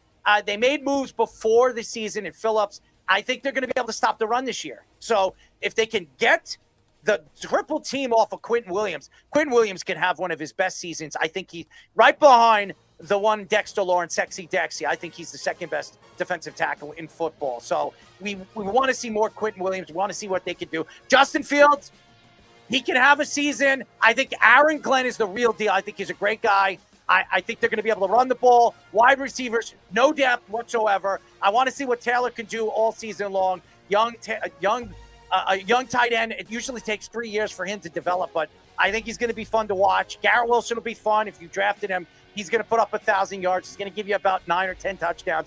But Justin Fields is the secret to the success of this offense. Better than the Dolphins? Yes, better than the Dolphins. I actually have the opposite.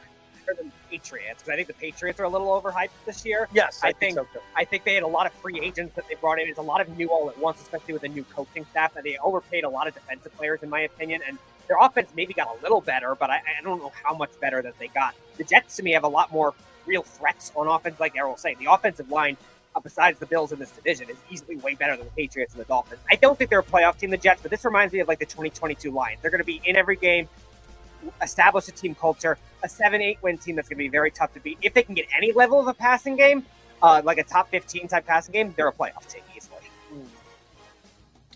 Yeah, I mean, I'm going to keep a clicker or a tally of how many times we have to talk about the Jets and the good and the bad when everything gets going, because we know Errol's gonna get going. But realistically, like Errol, like fandom aside and like a fan, like, do you think 8 wins is realistic for the Jets? No. I think the Jets, in a good season, 7 wins will be a good season for a guy like Aaron Glenn. I don't think they get to 8 this year. A lot of people think they can win 10 the way the schedule is set up for them. I just don't. I don't think they have enough wide receivers. I think that's what they look in the draft next year. They look for a quarterback who probably is the future. We were talking about that yesterday with Mr. Booty. I expect that's where the Jets go with that and wide receiver. That's what they're missing. Maybe they make a trade for Myers if he becomes available, or maybe Olave, because we've heard Olave wants to move, and him and Justin Fields and Garrett Wilson are very close. So if the Jets can add Olave at some point, then we're talking about maybe a borderline 9-win team. But without that secondary wide receiver, no, I don't see it. I don't see it all. I do believe they're a top 3 defense, though. I do. Well, guys, we have one obvious favorite in this division, and it's the Buffalo Bills, sitting at -270 to win the division. Very many people think of them as Super Bowl favorites going into the season from the AFC, at least to get there, right? A lot of people picking the Eagles, but that would be a pretty interesting matchup. Josh Allen seems to be unstoppable to the naked eye. He was able to beat the Chiefs in that snow game during the regular season, couldn't get away with it by the skin of it, knuckles of Dalton Kincaid not being able to make that catch in the postseason. Pretty close to being a perfect throw as well, in an impossible play with Spags with a corner blitz out of nowhere. We talked to a lot of people at the Super Bowl about that play. Guys, how good are the Bills, and are they possibly Super Bowl favorites? It's all about their defense. And again, this goes to coaching. This might be the final year of their head coach. If this team does not go to a Super Bowl and they fall short once again, they went to an AFC title game and lost against the same Kansas City Chief team. They're better than Kansas City. They are still one of the elite teams in the AFC. I think they're the second best team right behind Baltimore. They have the defense. They have the running game. They paid Cook in the offseason. I want to see Cook be used in important parts of the game. They stopped running the ball against Kansas City in the AFC title game when they were absolutely killing Kansas City in the run game. And by the way, I want to see Coleman actually take that next step as a number 1 wide receiver. They don't really have enough depth on the wide receiving, so they got to depend on Kincaid to be that guy and be that guy that's going to be consistent, which he was inconsistent last year as the number 1, I think, pass catcher for the Buffalo Bills. So I do believe they're for real. I think they're a 10, 11-win team. They are a Super Bowl contender. Josh Allen gets married. It looks very, very happy. Hard Knocks. They look like they're a fun team to watch. But McDermott is on the hot seat, boys. And I think if this team doesn't start off strong from the gates, they're going to have problems. Yeah, it's one thing I'm worried about. I'll make it quick as our guest is in. The secondary is the biggest thing because they can't draft corners to save their life. Safeties they've had issues with. It's weird to think, like when McDermott started, they had a great secondary. Now they have a great pass rush and don't have the secondary. So they're going to need a couple veteran pieces. I agree with you. Ravens 1, Bills 2, Chiefs 3, and Broncos 4 for me in the AFC. There you go. Yeah, I agree. Go ahead, Fish. Tre'Davious White looked pretty good in Hard Knocks. Maybe he's really back from that. If that happens and he can play 75 to 85% of what he used to be as an all-pro corner, that could give them just enough to be really, really dangerous defensively. Guys, that's our AFC preview. It's going to be a real exciting season. I don't want to hear from Deion Dawkins all season. I can't stand that man. All right? So as long as he keeps his mouth shut, I'll be very excited. And I think Buffalo is definitely the team to beat in the AFC East. I don't think there's an argument. All right, ladies and gentlemen, my deuce of the day. The deuce of the day. It's not a lock. I don't have a lock, but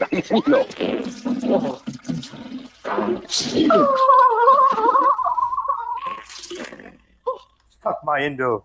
All right, ladies and gentlemen, my deuce of the day goes to the New England Patriots. As today, they've come out and said that they're going to build a statue of who? Not Tom Brady, because it's already there, of Bill Belichick. Yes, ladies and gentlemen, he's going to have a wonderful statue built over there in Fox I call it Foxwoods, because that's all I care about is going and making a bet, ladies and gentlemen. What does that smell? It smells like garbage. I could care less about Bill Belichick. He walked out on the New York Jets 24 hours when he got the job. Bill Parcells, you screwed up. And let me tell you something, Billy Bell, what are you doing over there with North Carolina? I'm going to tell you what, when you build the statue, I'll make sure I lay a nice little Doo-doo. on it. That's what I'm going to say. It's absolute crap. I could care less about Tom Brady and Bill Belichick. And by the way, Tom, I know your little announcement when they announced your nice little statue. I'm going to tell you this about the New York Jets. If it wasn't for Bill Belichick leaving and going to your one and only New England Patriots, you would have been a New York Jet, you ass. All right, that's it. That's my deuce of the day. I had to say that. I had to give that. I could care less if they're building a statue or a nice little thumbs up right to Bill Belichick and Tom Brady. All right, when we come back, ladies and gentlemen, we will have a guy that we know very, very well. We had his co-founder on the show last week. He knows a little bit about us. I know a lot about him. Yes, co-founder of All 22 Fantasy Football, which was today, the one and only Chris Lombardi. But first, our Sports Minute with the one and only Mr. Fish himself. This is the Jabba and the Mouth Sports Minute. All right, guys, Aaron Fishman here with your Sports Minute. Got a few stories before we get into the scores this evening. Florida State University's celebration after knocking off Alabama and jumping to number 14 in the AP poll from being unranked, unfortunately came to a screeching halt shortly after, as reports came in earlier on Wednesday about freshman reserve linebacker Ethan Pritchard, who was shot in the back of the head Sunday night. Pritchard remarkably is in stable condition at Tallahassee Memorial Hospital. Pritchard's father, Earl, said that Pritchard was shot while driving his aunt home from a family get-together in Havana, Florida, near the Georgia border. The case is currently under criminal investigation. Head coach Mike Norvell said Wednesday that he was able to visit Pritchard in the hospital briefly. It's a lot. Not going to say it's not, Norvell said. I try to give players a daily update. I was able to go by yesterday for a short period of time with limited visitation, just getting a chance to be there for a handful of minutes. It was good to be with him. He's still in stable condition. We are absolutely praying for him every day and trying to be there for our players too. Yes, it's one thing on the field, but it's also off the field. That's one of their brothers and a guy they deeply care about. Just working through this part of the tragedy of what it is. Extra prayers to Pritchard and his family as he hopefully recovers from this senseless tragedy. As Errol said just a second ago in the bit with the Jets, the Jets announced earlier today that Elijah Vera Tucker, their guard, may miss the entire season with a torn triceps that he suffered in practice on Tuesday. Vera Tucker is seeking a second opinion to see if he can avoid a season-ending surgery. Vera Tucker, who's 26, is in the last year of his rookie contract and will make $15.3 million guaranteed. His durability has been an issue his entire career, missing 12 games in 2023 with a torn Achilles and tearing his other triceps in 2022, missing another 10 games. It's a serious blow for both the player and the team, which could certainly use a quality guard in their expected heavy run-focused offense with new signal caller Justin Fields under center. And finally, ESPN's Shams Charania reports that the Dallas Mavericks and power forward P.J. Washington agreed to a 4-year, $90 million extension on Wednesday. With Washington in the fold, the Mavs now have agreed with Washington, Gafford, Kyrie Irving, and this offseason keeping their core together around rookie number 1 pick, Cooper Flagg. Washington, who came over at the trade deadline 2 years ago, averaged 14.7 points, 7.8 boards, and over a block and a steal a game with 38% three-point shooting. With Anthony Davis, Washington, Gafford, Derek Lively II, and Flagg, the Mavericks are loaded in the front court, and at some point we'll have Kyrie Irving back from his torn ACL suffered last year. Not bad for a team that inexplicably fumbled Luka Doncic away to the Lakers at the deadline this past season, at least on paper. Guys, we have a bunch of scores right now. The Yankees have another 1-0 lead on the Astros early in Houston in the middle of the third, going to the bottom for the Astros. 3-0 Pirates over the Dodgers. The Pirates are giving it to the Dodgers this series. It's the bottom of the 7th in Pittsburgh. 8-5, the Blue Jays have a lead on the Reds. The Reds need every game as they trail the Mets by over 5 games in the standings. 8-5 is the score in the bottom of the 7th there with Toronto. 7-1, the Guardians all over the Red Sox. Bottom of the 7th there in Boston. 8-0 Rays over the Mariners. 2-0 Royals over the Angels in the 5th, both of those games. Top 6 in Wrigley. It's 1-0 Cubs over Braves. No hits right now for the Braves in that game. The Twins, 2, White Sox, 1, bottom 4. 6-0 Brewers over the Phillies going into the top of the 5th in Milwaukee. It's 2-0 Cardinals over the Athletics, also top 5. And going into the top of the 2nd, no score between Colorado and the Giants. Earlier today, the Nationals 10, Marlins 5. The Mets fell to the Tigers 6-2 in Detroit. 2-0 the Diamondbacks blanked the Rangers. And 7-5 the Orioles beat San Diego.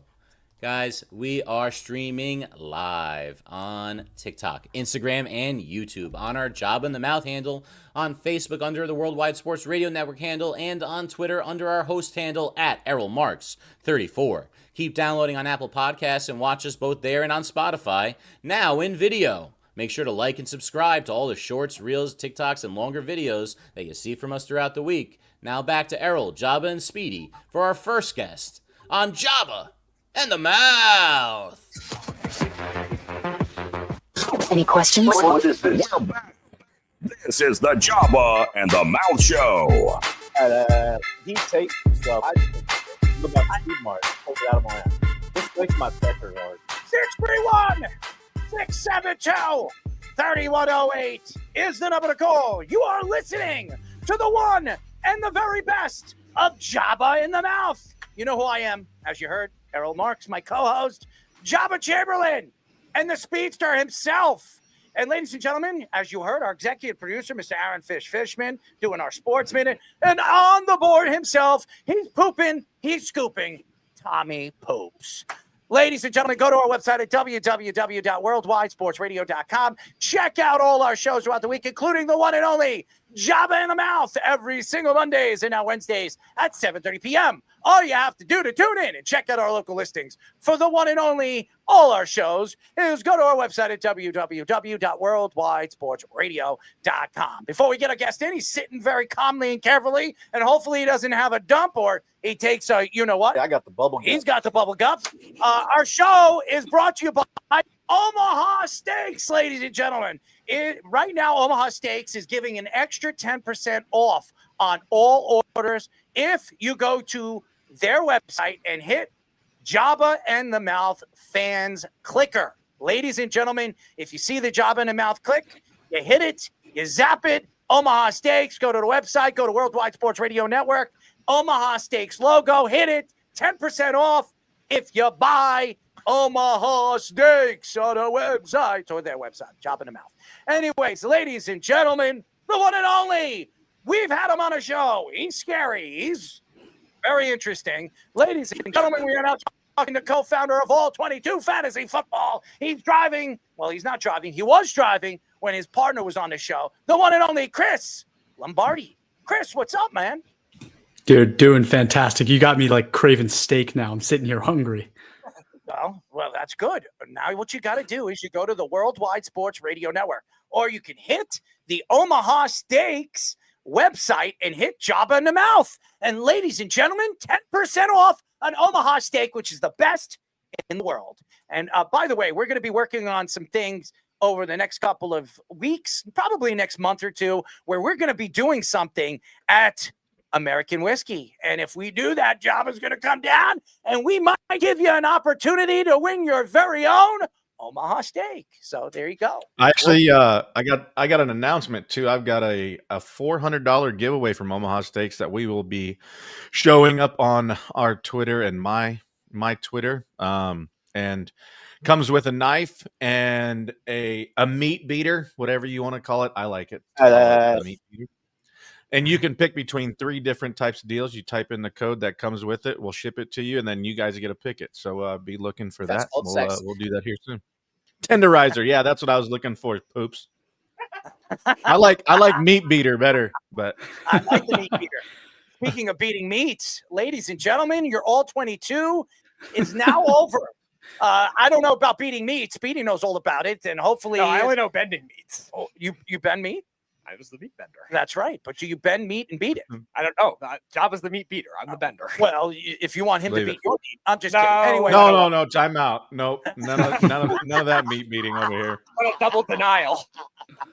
Chris, obviously, let's get into some fantasy football. And the number one player in this year's fantasy football was Ja'Marr Chase. Now, obviously, well respected in the league as one of the top 3 wide receivers, and having the season that he had, Joe Burrow getting his new contract, T. Higgins, this team could be explosive.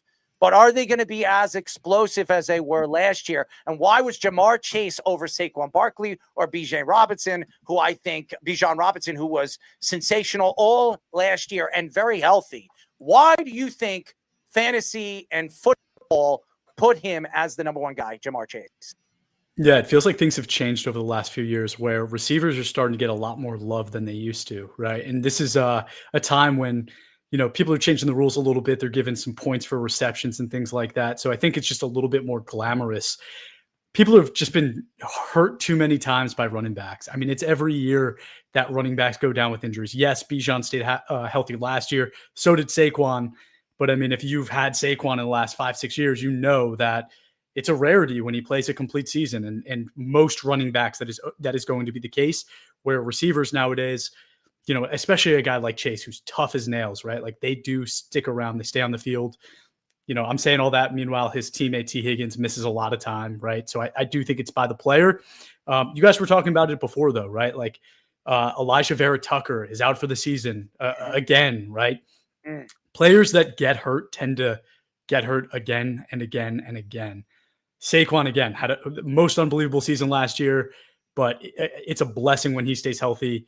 You go the receiver route, especially one that stayed healthy, a guy like Ja'Marr Chase. Makes all the sense. But you guys just had your all-22 draft, right? Like, who went first in your draft? So Joe Burrow went number 1 overall to our friend Shane Hallam, big NFL draft guy. Hallelujah, baby. Yes. Hallelujah. And he won last year, didn't he? No, he was in the finals. He lost by, I think, less than a point to the commissioner that now ditched us. The little bastard he is. I'm sorry. Yeah. So that was the problem. That's why I kept messaging you, Chris. We lost 5 teams as a result of that. And oh God, finally had our draft as a result today. Errol actually had the number 2 pick, and I drafted him Lamar Jackson because he couldn't make it. I gave him Lamar Jackson.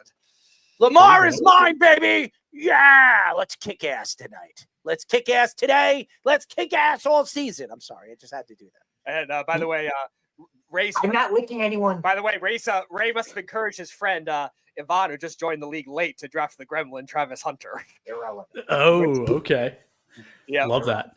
So when Ray was on the show a few weeks ago, Errol and him got into a lot of it with Travis Hunter, with what type of player he's going to be. And I was curious what it went for all 22, because I'm like, oh, is he going to be both? I don't care. He's only listed as a receiver. But yeah, let's stay on that. What is your thoughts with the gremlin Travis Hunter?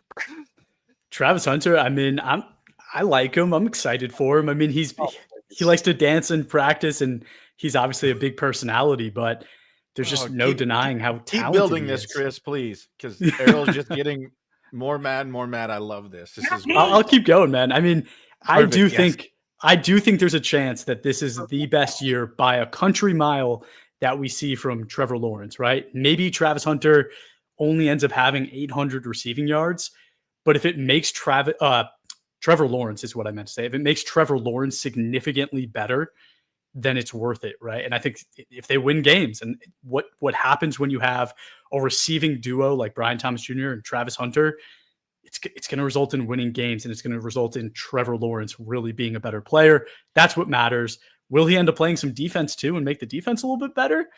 Maybe. I mean, I'm excited for it. I'm curious, Errol. What's with all the hate? Oh, here we go.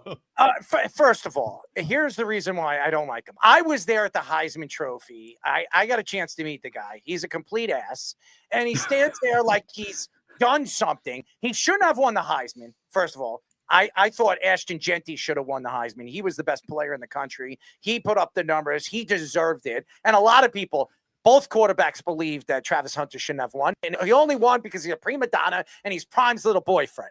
That's the fact. Okay. And the fact that Prime came out and tried to compare him to himself, he is not Deion Sanders. He will never be Deion Sanders, and he needs to stop believing that he is. And Deion Sanders has got to stop telling people that he's not, that he is. I do believe Travis Hunter is a lot better than I say he is, but 7 years will be the longest he is in the NFL. I think the guy is nothing but a crybaby. He opens his mouth too much, and teammates and players are not going to like him, and they're going to make sure that they bust him in the jaw. He's the kind of guy that reminds me of Geno Smith.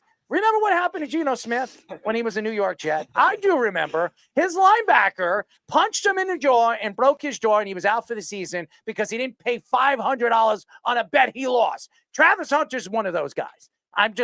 My statement here is I don't like the guy. I met him, so you're going to say, well, you don't know him. I don't know him. I met him. He's an ass. And that's all I'm going to say about that.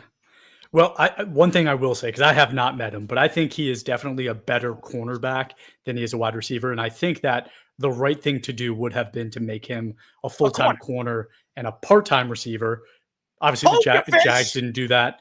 But we'll see, right? We'll see. We'll see what happens. I will agree with one thing you said as well, is that if you watch the college tape, there are times where he's going in on a tackle and he gets bulldozed over by somebody and it looks like his chest got caved in, right? So like, will this guy actually stay healthy for a full NFL season? It's different in college, right? Like I played college football. I'm 160 pounds. Like you will face guys that will never see the NFL field, right?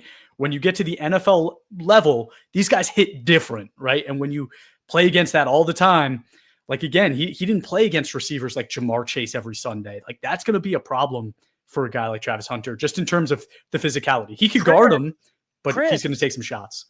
When he was a defensive player last year, he didn't play one top wide receiver in the country. Go look at the teams that he played. They were top SEC teams. I mean, the honestly, conference was garbage. It was garbage. Yeah. He didn't beat anybody. And he had some reps. Correct me if I'm wrong, but he had some reps. Maybe it was his junior year, but against Teterow and McMillan, who ends up getting drafted by the He actually Panthers, played right? well in that game, but that was like the only one that was like a big name receiver. Yes, and again, he's got to do it every single week. Is he going to be able to compete every single week against the elite guys in the NFL? And by the way, the elite corners, is going to be able to deal with Sauce Gardner. He's going to be able to deal with Patrick Surtain when they're defending him as a wide receiver. That's the question. Yeah. Well, yeah, No, I mean, agree. it's the same. And Chris, you bring up a great point. It's like in his schedule and whatever. Yeah, he faced maybe one of those. Now you're going to face that one guy on a whole team of them. And is his body going to be able to hold up? I mean, he's not the biggest of dude. Obviously, I've only seen him on TV. I haven't seen him in person. So, but just comparable to some of the guys he's going to go against in the competition that he's played. Like, yeah, he may have got to face that one guy, one dude, but now you're going to face all the dudes from the team. And we were talking earlier about how is he going to get 60% on the field, and is his body going to hold up, and do they want him to do that? Because it's going to be different. He says he's ready, but when you actually strap it on and get to work, time will tell. And is he talented? Yes. Let's not take anything away from it. As much as Errol wants to talk, like as he just said, he's like, yes, he is good, but he's got legs for stilts. They're toothpicks. Okay, I met him. They're like toothpicks. I don't know how this guy thinks he's going to last in the NFL more than. I mean, have you seen some of the guys' legs though? They're not. Yep. There's a lot of guys that they're not very big. Yeah, I think Devonta Smith is a good comp for him, right? In terms of like what he can actually be as a receiver at the next level. Really good route runner, but you really depend on your athleticism. And Devonta Smith himself has been hurt quite a bit at the NFL level. And again, if he's going to try to do it on both sides, yeah, like I think injuries start to stack up. Unfortunately, I think he should stick to corner, but that's not going to happen. See, this is why I like you, Chris. This is why you have a connection. I mean, your partner over there, we go at it, and I go at it with you sometimes. There you are. I mean, your partner over there has his own interesting, comments and his takes with Travis, the Gremlin. He has like this love fest for the Gremlin. You, on the other hand, you like him, but I don't. So I think me and you have a connection here. I think me and you could be buddies. Your buddy over there, we can smack each other, or I'll smack him. Damn, so you guys aren't buddies now? Like it took Travis Hunter to get you guys to be buddies? Damn, Errol, that's great. Jabba, I'm feeling hurt over here, man. No doubt, damn. Yeah. I'm a New York guy too. Like we could get drinks after work one night. You know what I mean? Yeah, no doubt. Oh, we're friends now. Don't worry that you Travis Hunter hate a little bit. But, yeah, okay, you're good. Yeah, guys. But I'll tell you what, Ray has a lot of hard opinions, and I deal with it. Like having arguments with Ray all the time, man. I got gray hair, so I get it. Trust me. Chris, think of it as the solace this way. There's a lot of ex-football players we have on the show that every interview will take a shot at the Jets. So if there's ever one that sticks up for the Jets, he'll like them. All right. So here's the thing. And I want to say this to all the guys and all the gals that come on this show. And for some reason, the first thing they attack when they find out I'm a Jet fan is, hey, the Jets suck. They're a terrible organization. I know they're a terrible organization. I'm always down on the New York Jets. You have all these different radio show hosts. They're all over social media. There's millions of Jet fans following them. And why are they listening to the garbage that they're listening to? No matter what, they're going to stink until this team finds themselves a quarterback and he is going to be consistent. They're never going to win. So, and that's the facts. They're a good defensive team. They're built very well offensively, except they need another wide receiver. But they don't have a quarterback. And I like Justin Fields. I don't know if Justin Fields is the guy, the future guy, where they're going to win themselves a Super Bowl. That's the only problem. And by the way, congratulations to brickashaw Ferguson as they built the street here in Freeport. They called it the Brickashaw Ferguson Street. So congratulations to Brick. Very well deserved. One of the best offensive tackles to come out of Long Island, New York, and he's a Hall of Famer. Only missed one game in 9 years. It is sensational, and he was great when he came out of college as well. So I had to add that. Jabba, your turn. Yeah, no, I love when you get fired up, but no, it's fun going into this, seeing like all of, the previews and guys and what they're going to do. Obviously, cliche of we see all the time, health is one thing. Is there, I love talking about fantasy because it's always like, this guy knows better. He did his research. Is there one sleeper that like kind of just rose its head in the draft that would probably surprise you in the take that you would have, Chris, on the drafts, and who would that be? Because I'm interested, because there's always like one that stands out to people. That's a great question. I mean, again, all 22 is a bit different. I'm going to answer as an all 22 player, right? Because I'm going to do things a little differently. But Josh Simmons is an offensive tackle for the Chiefs that, again, in all 22, you can draft offensive linemen. So offensive tackle sticks out. He's one of the players that during the preseason and during the draft process, Ray and I both agreed, like, he was by far the best offensive lineman in the draft, in our opinions. Obviously, Will Campbell goes to the Patriots like 5 overall or something like that. And Josh Simmons goes at the end of the first round. But now you're starting to kind of hear, right? Like, oh, Josh Simmons is impressing a lot of people in practice. Oh, in his first 3 preseason games, he has an 84 pass blocking game. In those 3 preseason games, like he's showing people like, hey, I'm going to be a starting offensive lineman at the next level. And guess what? The Chiefs in week 1 are starting him at left tackle. So in terms of like a sleeper, offensive line is really hard to get right. And you just get, like, the NFL just gave Patrick Mahomes a starting left tackle when like maybe that could have been their team's Achilles heel, right? It's a classic mistake. Classic mistake. You guys were talking about the Bills earlier. They drafted Maxwell Harrison in the first round, right? A cornerback, but like a total question mark of a cornerback. He's just kind of got speed. And then Josh Simmons, a starting left tackle, goes to the team that's, perennial Super Bowl favorites now. That's the player to me, Jabba, just like, again, talking from an all 22 perspective. If you slept on Josh Simmons and he's like available, go get him, go make a trade for him. He's going to be a great player. But if you're asking me from traditional Isaac Tesla, the receiver for the Lions, people are starting to talk about him a little bit, right? I was totally shocked, right? This is a guy that basically had 0 production in college, gets drafted in the 3rd round. The Lions trade 3 third-round picks, essentially, to go get Isaac Tesla in the 3rd round. And he kind of proved all of us wrong, right? In his preseason games, I think he had 3 touchdowns. He led the league in preseason touchdowns. It's preseason. It doesn't matter that much. But guess what? He's a starting wide receiver on the Lions now. And that's a really explosive offensive team. So I think there's a lot of people now starting to regret how they kind of let that guy slip past them. Maybe this guy's going to be something. Again, not somebody I was super high on. So I think that answers your question a little bit more specifically. I wasn't a huge fan of him, but now you kind of have to take notice and say, maybe this is a guy that's going to make a difference, come week 4 or 5 down the season once he starts to get his feet under him. We are talking to co-founder of All 22 Fantasy Football, Chris Lombardi. He's a friend of the show. We love him. He's definitely an interesting personality we've had on the show quite a few times.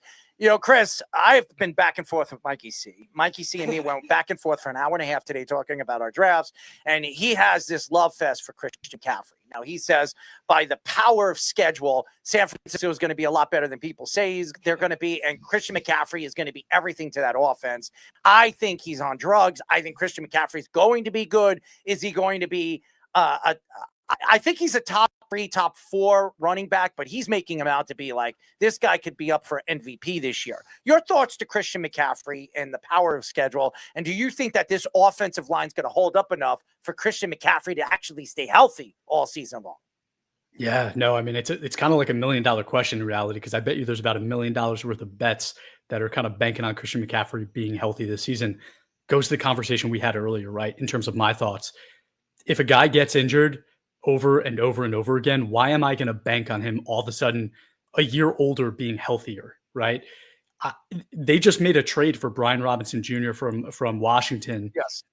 And it's, to me, like, that's a decent running back to go make a big trade for. That tells me that they also think, like the 49ers think, that they need to at least take some of the workload away from Christian McCaffrey, because in order to keep him healthy, they need to run him less. So I don't expect him to get, like, total bell cow carries all game, all season long. I just don't expect that. Will his carries then be more valuable? Potentially. But again, that's banking that he stays healthy for 17 games. I just don't see that happening. I think I'm on the minority on that. People seem really high on him this year. I'm not one of those people. I think that when running backs start to age, I walk away, right? I want those young guys. I'll go take risks on rookies before I take a guy like Christian McCaffrey, just because youth matters at the running back position so much more than just about anything else. So I want to go to the news that I'm sure you're excited about as a Packer fan. They get Micah Parsons. Where does that put them in the NFC and Super Bowl contending process? Super Bowl winners, man. Let's just talk about it, right? Super Bowl winners. That's all it is. It's either Super Bowl or bust. Micah Parsons is a Packer. Ray is on 24/7 suicide watch as a Cowboy fan. And I'm very, very happy. I mean, guys, like Micah Parsons, you look at the analytics, right? They said that EPA per game, when Micah was on the field, the Cowboys were the best defense in the NFL. When he was off of the field, they were the worst team in defense in the NFL. You give that to a Packers team that already kind of had Super Bowl aspirations, and you have to think that this defense goes from kind of middle of the pack to potentially one of those like top 5 defenses. I still think they got some holes on defense. They need some cornerback help. They need guys to step up, right? They really haven't had that in a few years. They took bets on guys. Jari Alexander leaves in free agency. Lucas Van Ness didn't become anything. Like, they haven't really developed, but they've had like 11 first-round draft picks sitting on that defense. You add a guy like Micah Parsons, and all of a sudden, maybe you start to see things spark. Jordan Love is ready, right? Like, I think he's going to take the next step after a down year last year when teams started to kind of figure him out. But you add Matthew Golden, you get him what should be a much more unique route runner, a nuanced route runner than anything they've had, with some serious speed.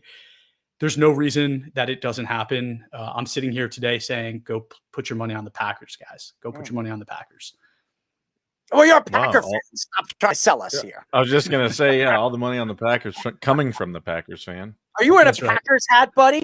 Oh, no, I'm not. I wish I was, but I'm not. Chris, what's the one thing, like, obviously going into the season, but what's one thing you look forward to as this season gets going? Because there's always, different parts of the game that get certain people excited. Like, once you get all of this out of the way, like, what's the one thing you look forward to once the season gets going? Yeah, for me, because I'm so into like the scouting community, it's seeing how the guys that I've been watching all offseason and putting like draft grades on, right? These guys finally got drafted. I was just talking about Josh Simmons. In reality, it means nothing until they step on the field and start to show you that they're talented. So for me, every week I'm looking at the rookie players and seeing like what their performance looked like to see if it kind of like matched my expectations or if I was totally wrong, right? Isaac Tesla is another guy. Like, I was pretty down on him.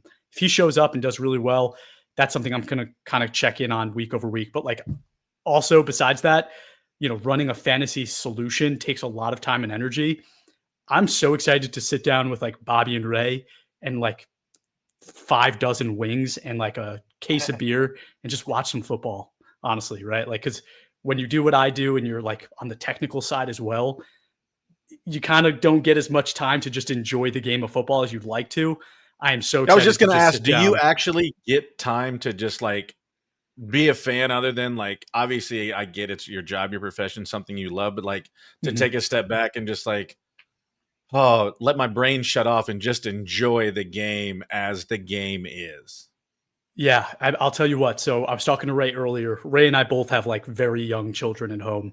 And I was like, Ray, even if we have That's to go rough. sit in your house with the TV on mute so that we don't wake up the kids, it'd be great to just like watch a football game together, right? So Thursday, we're going to be having like headphones in, potentially listening to the game, just so that we can hang out, eat some wings, and like be together. Yes, we always like make an effort to do it. But yeah, all off season, like you don't get to like, Bobby was asking me questions like, oh, like who on the Packers are you excited for? I'm like, dude, I haven't had a moment to look at that stuff because I'm so in the weeds and making sure that the solution is working the way it should be working, making sure that all the players are in the system with the right positions. You wouldn't believe the questions we get 24/7. It's a lot of grind for sure. We are talking to co-founder of All 22 Fantasy Football, Chris Lombardi. Before we let you go, man, because I know you're a busy guy. And by the way, I'm actually probably going to the Bees house to watch game number 1 of the NFL season at the Beavits house. So leave it to the Beef. And hopefully, he's been bothering, by the way. Give me the $150 I shot. Yeah, I will. He gives me nothing but a headache. Okay, when do you get paid for fantasy football? Anyways, before we let you go, I got a good question for you. Your friend Ray, all right, has this love fetish for some particular player. Speedy, you know what I'm getting to, right? What did we get into the last time we had Ray on the show? What was the player that he told us? Well, slam dunk this year, draft him. Saquon Barkley. Okay. So my final question to you: who is your slam dunk fantasy guy this year? If you didn't do your fantasy, you're doing your fantasy draft tonight, or you already did your fantasy, who do you think is the slam dunk fantasy guy this year? I'm gonna give you a weird answer. Because you've been saying it, like I'm like the weird guy, different thinker. I'm not going to go with like a guy you get in the first round or even like maybe the first 5 rounds. But I really think Bo Nix is going to have an awesome year. He proved that he was way better than everybody thought he was last year. And I was really skeptical of Sean Payton before last year, saying maybe he was just good because he had Drew Brees, right? Like maybe he's not an actual good head coach. Maybe he can't do it with somebody that's not a Hall of Famer. But I'll tell you what, man, like what they did last year together, those two guys, Sean Payton and Bo Nix, was pretty special. And they add some really nice talent in running back RJ Harvey. They add Evan Ingram at tight end. So you start to give him, they call it the Joker position, guys that can move around and play kind of all over the place for that offense. What if Bo Nix ends up being like, at least like a top 5 QB in the NFL, and you got him in round 10. Like to me, that's like a really exciting guy that I just don't think people are really talking about. So Saquon, it's a very easy answer. Ray went to Penn State. He's going to give you that answer every single time. I'm going to go a little off the deep end and go with Bo Nix here. And by the way, I said, what was it when he was drafted, that Bo Nix was going to be a star in this league. I said it. I really believed it. I thought it fit. I watched his documentary on YouTube, and he looks like a straightforward, kind guy. His family is very dedicated to his growth as a player and as a human being. And his parents were so dedicated to his growth as a young kid, not only playing sports, but his schooling and really what he's become as a man, as a professional football player. So it's a really cool story documentary. I got to find out what the name of the documentary is, but it's like a 8-part, 7-part thing. You got a chance all the way to when he was drafted, as he was drafted, number 16, I think it was. Number 12. Number 12. He was the 6th quarterback taken, though. Yes, number 12. I need to check that out. To the one and only Broncos. But we really appreciate the time, buddy. And, yeah, for sure. Let's get you and Ray on the same time so I can start smacking them around or something. You can help me out. Yeah. Smack them Absolutely, together. I'm Like, there for you. He ratted you out last time and said you were too busy for us. Yes. Never happened. I would never be too busy for you guys. No, he actually said you were driving in New York somewhere. Yeah. That's probably true. I was probably in the city for work that day. But like I said, guys, I'm in the city sometimes. Love to get a drink with you guys sometime after work. We should definitely do that. We're going to be doing a live show soon over there. And where, you could get a chance to meet Jabba and all of us when we do a live show. So we'll be in tuned, and don't be too skeptical about what I was saying before. Oh, there it is. American whiskey right there. His wonderful part. But thank you my friend, and we'll talk to you soon. All right, thanks, guys. Appreciate it. Green Bay Packers fan, Chris Lombardi. No, he's not related to Vince Lombardi. Okay, so I don't know why anybody would think that, but he does have the Lombardi last. But Chris is a sensational person. I love Ray. I just like building them up and having them attack each other because they're best friends, and they both do all 22. So by the way, we are bringing back Save Your Tears. Bing. Mom, what's one thing that you can't talk to me about? My sexual fantasies. They are sorry. It is not ideal, but if it's what me, it is not ideal. But if it's not ideal, but if it is what me. You can't triple stamp a double stamp. You can't triple stamp a double stamp, boy. You can't triple stamp a double stamp. Boy, you guys, enough. It's time for Save Your Tears. Why would I want to pull Jabba's panties down? I love this segment. Yeah, introduced with that drop now. Yeah, right? We are back with Save Your Tears. Guys, everyone's favorite tier-based fantasy game. It's been away since the end of basketball season. I couldn't figure out how to do it with baseball, but guess what? NFL season is back. I picked 3 football games and players from it. You have $15 of salary cap, the dreaded salary cap, of money to make your picks. Guys, here we go for tonight. I'm going to read them off right here for you as you decide on your guys. At quarterback, we have the one and only Jaden Daniels, last year's Rookie of the Year at $5, followed by Jalen Hurts, Dak Prescott, because we picked the Eagles and Cowboys game tomorrow night. We picked the Giants and Commanders game, as well as 1 o'clock on Sunday and a 4 o'clock game. We took the Texans and who did I have them playing? Who were they playing? And the Rams in that game. So those are the 3 games. And we got Hurts, Prescott, CJ Stroud, and Russell Wilson for $1. At running back, of course, Saquon Barkley is sitting there at $5, followed by Karen Williams, Tyrone Tracy of the Giants, Nick Chubb, who is starting for the Texans tomorrow. This weekend. And Javonte Williams is the starting running back, allegedly, for the Cowboys. At receiver, number 1, we have CeeDee Lamb, Puka Nacua at 4, Neighbors at 3, Terry McLaurin down to 2, and Deebo Samuel for $1. Some good values here at receiver. 1, again, you have to pick them from the same column. At the second column, we have Nico Collins, A.J. Brown for 4, Devontae Adams at 3, George Pickens for 2, and Devonta Smith for $1. At tight end, Dallas Goedert, Jake Ferguson, Zach Ertz, Dalton Schultz, and Penn State legend Theo Johnson for the Giants at $1. So this is how this works. We're going to let you guys pick your teams from this board right here, right now. So who wants to go first, boys? Yeah, it's Speedy. All right, so I'm gonna go with Dak to start. I think he's going to get a lot of passing yards. They're going to have to throw a lot with the way that offense is structured. I like Kyren Williams, so that's 7. I'll go with Puka Nacua. Give me 11. I love Devontae Smith at a $1 value. That's crazy good.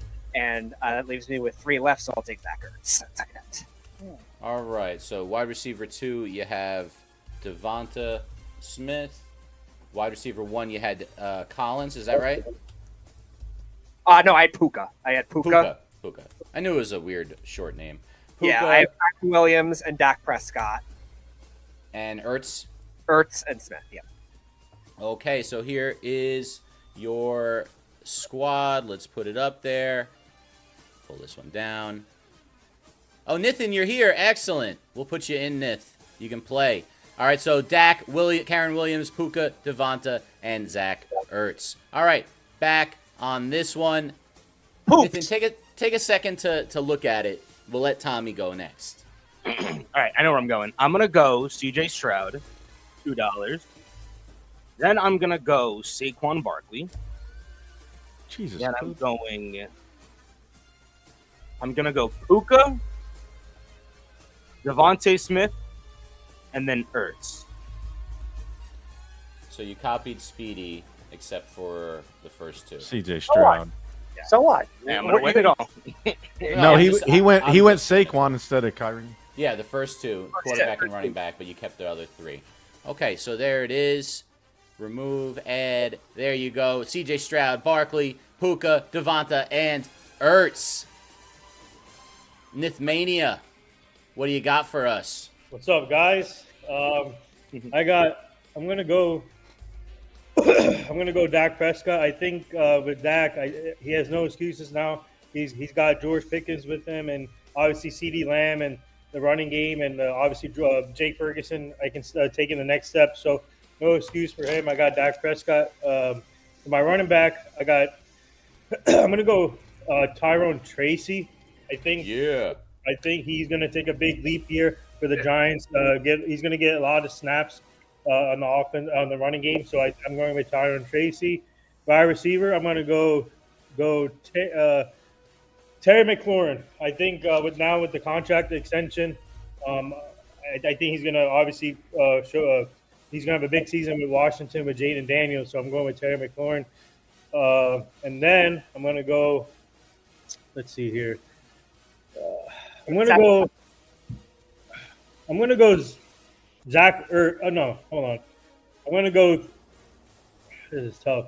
Hold on. Okay, I'm going to go Dalton Schultz. I think I can see him having a big year with CJ Stroud again. So I'm going to go Dalton Schultz. And I think that's it, right? Or I got one more. Leaves you 5. You got Nico Collins if you want him. Nico Collins, or you could save money and waste $1 or $2 on the other guys. Who do you want? Hey, we're not doing rollover like minutes used to be? We can try. Minutes. I'm going to go Deebo Samuel.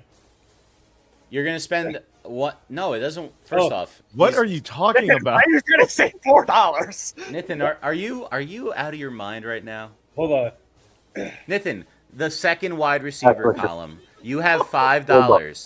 Logic would say you should take the guy worth $5, but you don't have to. Right, you can't take a guy for $1 from the other column. I'm going to go Nico Collins. I'm taking Nico Collins. Oh, you can't train your first round pick on your auto draft. Way to figure that one out. Good job by you, Nathan. All right, here it is. Team Nith, Dak, Tracy, McLaurin, Nico, and Schultz. All right, I guess I'll go on this one. So I actually haven't put any thought into it other than making it. Who do I know I want? Well, I know I don't want guys on the Cowboys because I think they're going to get their asses kicked. So I'm going to go with Jalen Hurts at QB. I'm going to take... that Rams defense might really shut down Chubb. I'm gonna go with Tracy. I think he's going to get good fantasy points. So now I'm at 7. I'm going to go at the first receiver. I'm going to spend $3 on Malik Neighbors. Going Giants heavy. I'm sure you're surprised by that. Surprised. $5 left. I think the tight ends all kind of suck. I'm going to go with, well, no one's taken Goddard. And then Pickens. No, I don't want Pickens. Devontae Adams is interesting. All right, so I'm going to spend my last $5. Going to have a really good day against. I think I'm going to spend it on Devontae Adams and Dalton Schultz. All right, so there's my team. Adams and Schultz, which is a great hockey nickname. Not so much tight end, I guess. There it is. Well, he was good with them. He's a good player. I got Schultz over here, Adams, Neighbors, Tracy, and Hurts Donut at QB. Jabba! I'm going Stroud for $2. I'm going Kyron Williams for $4. I'm going Malik Neighbors. So that puts me at 9. Yeah, the tight ends were kind of just 9. So I'm gonna you know what I'm gonna go with? I'm gonna go. God, I love the Devonta Smith for $1, but nah, that's not worth the money. I am gonna go. You know what? I'll go Nico Collins and Theo Johnson. Theo, they say he's gonna play. A lot of people think he's a sleeper this year. We'll see what happens. I'm hoping for it. That's for sure. All right, there it is. Stroud, Williams, Neighbors, Collins, and Theo. Up to Errol. What you got, man? All right. I'm going to go. Let's see it pop up. All right. I'm going to go Jalen Hurts, Kyren Williams, Malik Neighbors, Devontae Adams, Dalton Schultz. So you copied all but one of my picks. But how's that possible? You overspent. For a 11. You're over. Yeah, you're over by one. You're over by $1. All right, Jalen Hurts, Kyren Williams. I'll go Terry McLaurin, Devontae Adams, Dalton Schultz. McLaurin, Adams, and Schultz. And let's just show it to you. Again, we'll go over this on Monday's episode and award the winner. Again, it's called Save Your Tears because you can't complain about it. You got to save your tears. And in fact, when you win, every other person has to give you at least a 51% sincere, long-winded compliment. So those will take place on Monday. All right, ladies and gentlemen, our next segment, Speedy's six-pack of the week. Let's have a sixer. Hey, who wants to play Drink the Beer? It's time for the Speedy six-pack of the week. Fish wears panties. Oh, yeah, this is simply just game picks this week. There's a lot of interesting matchups more later in the week for week number 1. My rear end is burning. So we'll start with the NFC matchup. Again, Speedy, so just to let everyone know, what we're going to do now, Jabba and Errol, so Speedy's going to make 6 different football picks each week. And we're going to keep a record, Speedy, and actually have a standings for the year off of the 6 games Speedy picks for the NFL season, Speedy six-pack. So here you go. He's not very good at this. I'm just letting you know. Well, I'm curious to see. Errol, you're great at, the Save Your Tears, FedEx Cup standings, even though you don't win all that often. You get the second places, the third places. You do a great job with that. So we got to see. By the way, we got to, instead of, I know first place counts as points, we should see what the points section, second, third place, there should be a points thing assisted by the in the NFL, we can do it because everyone, it's just one game a week, so it'll be easier to do than with basketball. So maybe we will do that. All right, Speedy, what's the first game? All right, we'll start with the NFC West battle. The 49ers are at the Seahawks in Seattle. 4:05 start time game. A lot of new faces in both those places for the 49ers and the Seahawks. I'm going to take the 49ers in a very tight, low-scoring game. I'm going to say 49ers win like 2017. So now, Errol, agree or disagree? Disagree. I think Seattle's going to win the game. It's in Seattle, right? Seattle. Yeah. Oh, I think the 12th man is going to be very, very loud. I know it's Sam Darnold's first game, but if you look at San Francisco in Seattle, they don't play very well there. And I just think Seattle, their coaching, their defense, their offensive line, I do believe San Francisco defense is going to be elite. I don't know offensively how they're going to put up the points. I think Seattle's going to be able to put up the points. I think Seattle wins by 3 by a field goal. So I'm going Seattle. Okay. All right, Jabba. I'm rolling with Speedy on this one. Yeah, for all the reasons. I think obviously it is hostile going into that environment, but I think Darnold's first game, and then I think Purdy coming out with the contract is going to, if they can put points on the board, I think he's got something to prove that he's not a fluke. So defensively, I think they can stop it. But yeah, I think they win. I think they win by 6. All right, and I am going to take Seattle on this one. I think that this is going to be one of the more underrated teams going into this season. I think their coach is good.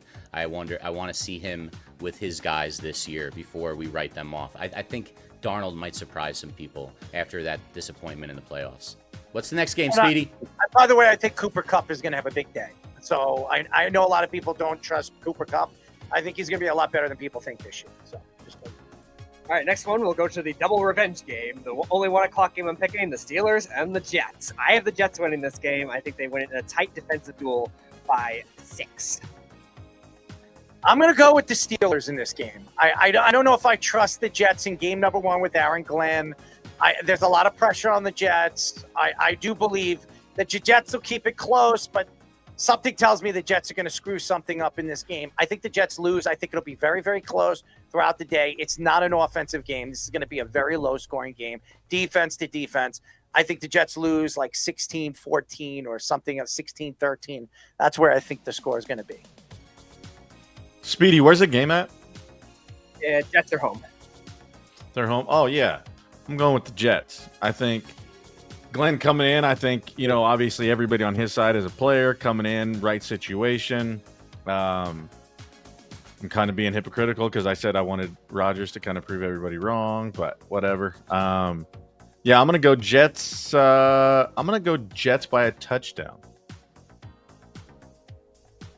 I am also going to take the Jets on this one. I'm a little concerned about Vera Tucker, but at the same time, Cam Hayward hasn't practiced all preseason. He's been holding out.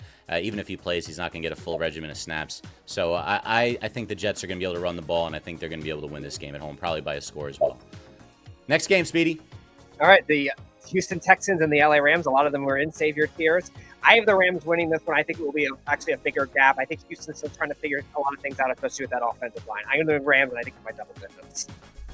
I think the game's going to be very, very close. I like the Rams this year. Everybody knows how much I like what this team has put together in the offseason. Their defense is going to be elite, and they're very young, and they're going to be able to run the ball. I think Williams is going to be explosive. And Devontae Adams on the other side of Puka Nacua, explosive. I think they win by 7. I like the Rams because McVay's fiance, girlfriend, whatever, is hot. She is. Actually, and they married. Is it good for him? Whatever it is, I don't care. Yeah. No, I think they have the weapons to do it. And I'm a fan of McVay, so I got them winning by 10. I really like the Texans. I'm not going to sleep on them this year. I just think the Rams are going to be a little too good this week while Stafford's healthy. Stafford's health. I know I stayed way away from him in fantasy drafts. I don't think that the back is going to hold up another year. I think we're going to see Stetson Bennett this year, guys. I don't trust Jimmy G either. Hey, isn't he like 32? Well, I mean, same age as Jimmy G, probably. They could hang out, in Vegas in the offseason together, But next, so that's it. Next game, Speedy. All right, we'll go to the NFC North battle, the Lions and the Packers. Obviously, Micah Parsons going over there. I'm gonna take the Packers. I think this is a higher scoring game, though. Even with Parsons being there, I think there will be a little bit of a rust. Green Bay wins a tight, high scoring game. I'll say by 6. Is it in Green Bay? In Green Bay. Yeah, it's hard to beat Green Bay in Green Bay. I think Mike is going to have at least 1.5 sacks in this game, his first home game. I love Jordan Love. I really, really love Jordan Love. I think he's going to have a great year. He's going to be up for an MVP. I really do think he's going to have that kind of season. The weapons that he has, Matthew Golden and Reed and Watson, I mean, explosive. And by the way, they do have Jacobs. So I love the Packers. Give me the Packers. They win by 3. Ooh, I'm gonna go. I think Jordan Love doesn't get enough love. No pun intended. I think he's really, really good, and he's gonna have a great year. You had him by 10. I'm gonna go Packers by 7. And I really like the Packers in this game as well. I think Parsons is going to give them a little too much. New coaches at the coordinator positions. I think it's going to be a little too much week 1. So I'm going to go by I'm going to say 10 points. I think it's going to be a little bit more than a score, but close most of the game. Speedy, let's kind of get a little bit quick. Our guest is in, so let's get through the rest of these. So Monday Night Football, the Vikings and the Bears. I got Chicago by 6. Which game? Vikings at Bears, Monday Night Football. I got Minnesota in this game. I think McCarthy's going to have a great game. Something tells me McCarthy is going to be a lot better than people think he's going to be. I have McCarthy in Minnesota and Justin Jefferson, 2 touchdowns, win by 7. I got Vikings by 10. I think we're going to see a very different Bears team this year. I think this game is going to be in the favor of the Bears, and they're going to shock everybody. I'm going to say the Bears win by, let's call it 4 points. All right, last one, Sunday Night Football, the Ravens at the Bills. I'm going to take the Ravens in this one. High-scoring game. I'll say Ravens by 4. Where is it? in Buffalo. Ooh, Buffalo. This is the best game of the week. I'm going to go Buffalo. I'm just going to take Buffalo. Josh Allen in front of the fans, Hard Knocks. Give me the Buffalo Bills by a field goal. I got Josh Allen and the Bills, plus at least 3 guys going through a burning table for pregame. Give me Bills by a touchdown. I see this coming down to whoever has the ball last. This is going to be an awesome game, a great way to start the season with a matchup like this. I think I just go with Buffalo at home. I think they'll end up winning that, pulling this one out. But it's going to be an awesome game, and really probably a game that wish that 2 guys could win that game, but only one can. All right, Speedy, that's the 6-pack for Week 1. I will say this. Josh Allen is going to want to prove himself of winning that MVP because a lot of people thought it was Lamar Jackson's and was stolen from him. Anyways, let's go to a sports minute. When we come back, our very special guest, we will be talking to former Falcons, Giants, and Bengals linebacker Michael Boley. And, ladies and gentlemen, Super Bowl winning linebacker Michael Boley. But first, our sports minute with the fish or the fisherman himself. Nah. This is the Jabba and the Mouth Sports Minute. All right, guys, another Sports Minute here with Aaron Fishman. Got a few stories for you before we get into baseball this evening. The Tampa Bay Buccaneers and right tackle Luke 𝐃𝐨𝐽 reached a 4-year, $90 million extension on Tuesday, which will keep the tackle in Tampa for the rest of the decade. $50 million is guaranteed in the deal, according to ESPN's Jeremy Fowler. 𝐃𝐾, who is going to his 4th NFL season, has ranked in the top 30 in the NFL at the tackle position the last 2 years, according to PFF, despite not being named a Pro Bowler. Since 𝐃𝐾 was a second-round pick, he was to be a free agent before signing the deal to stay with the Bucs. Tampa will now keep All-Pro Tristan Wirfs, who was extended last year, on the left, and 𝐃𝐾 on the right of Baker Mayfield for the rest of the 2020s.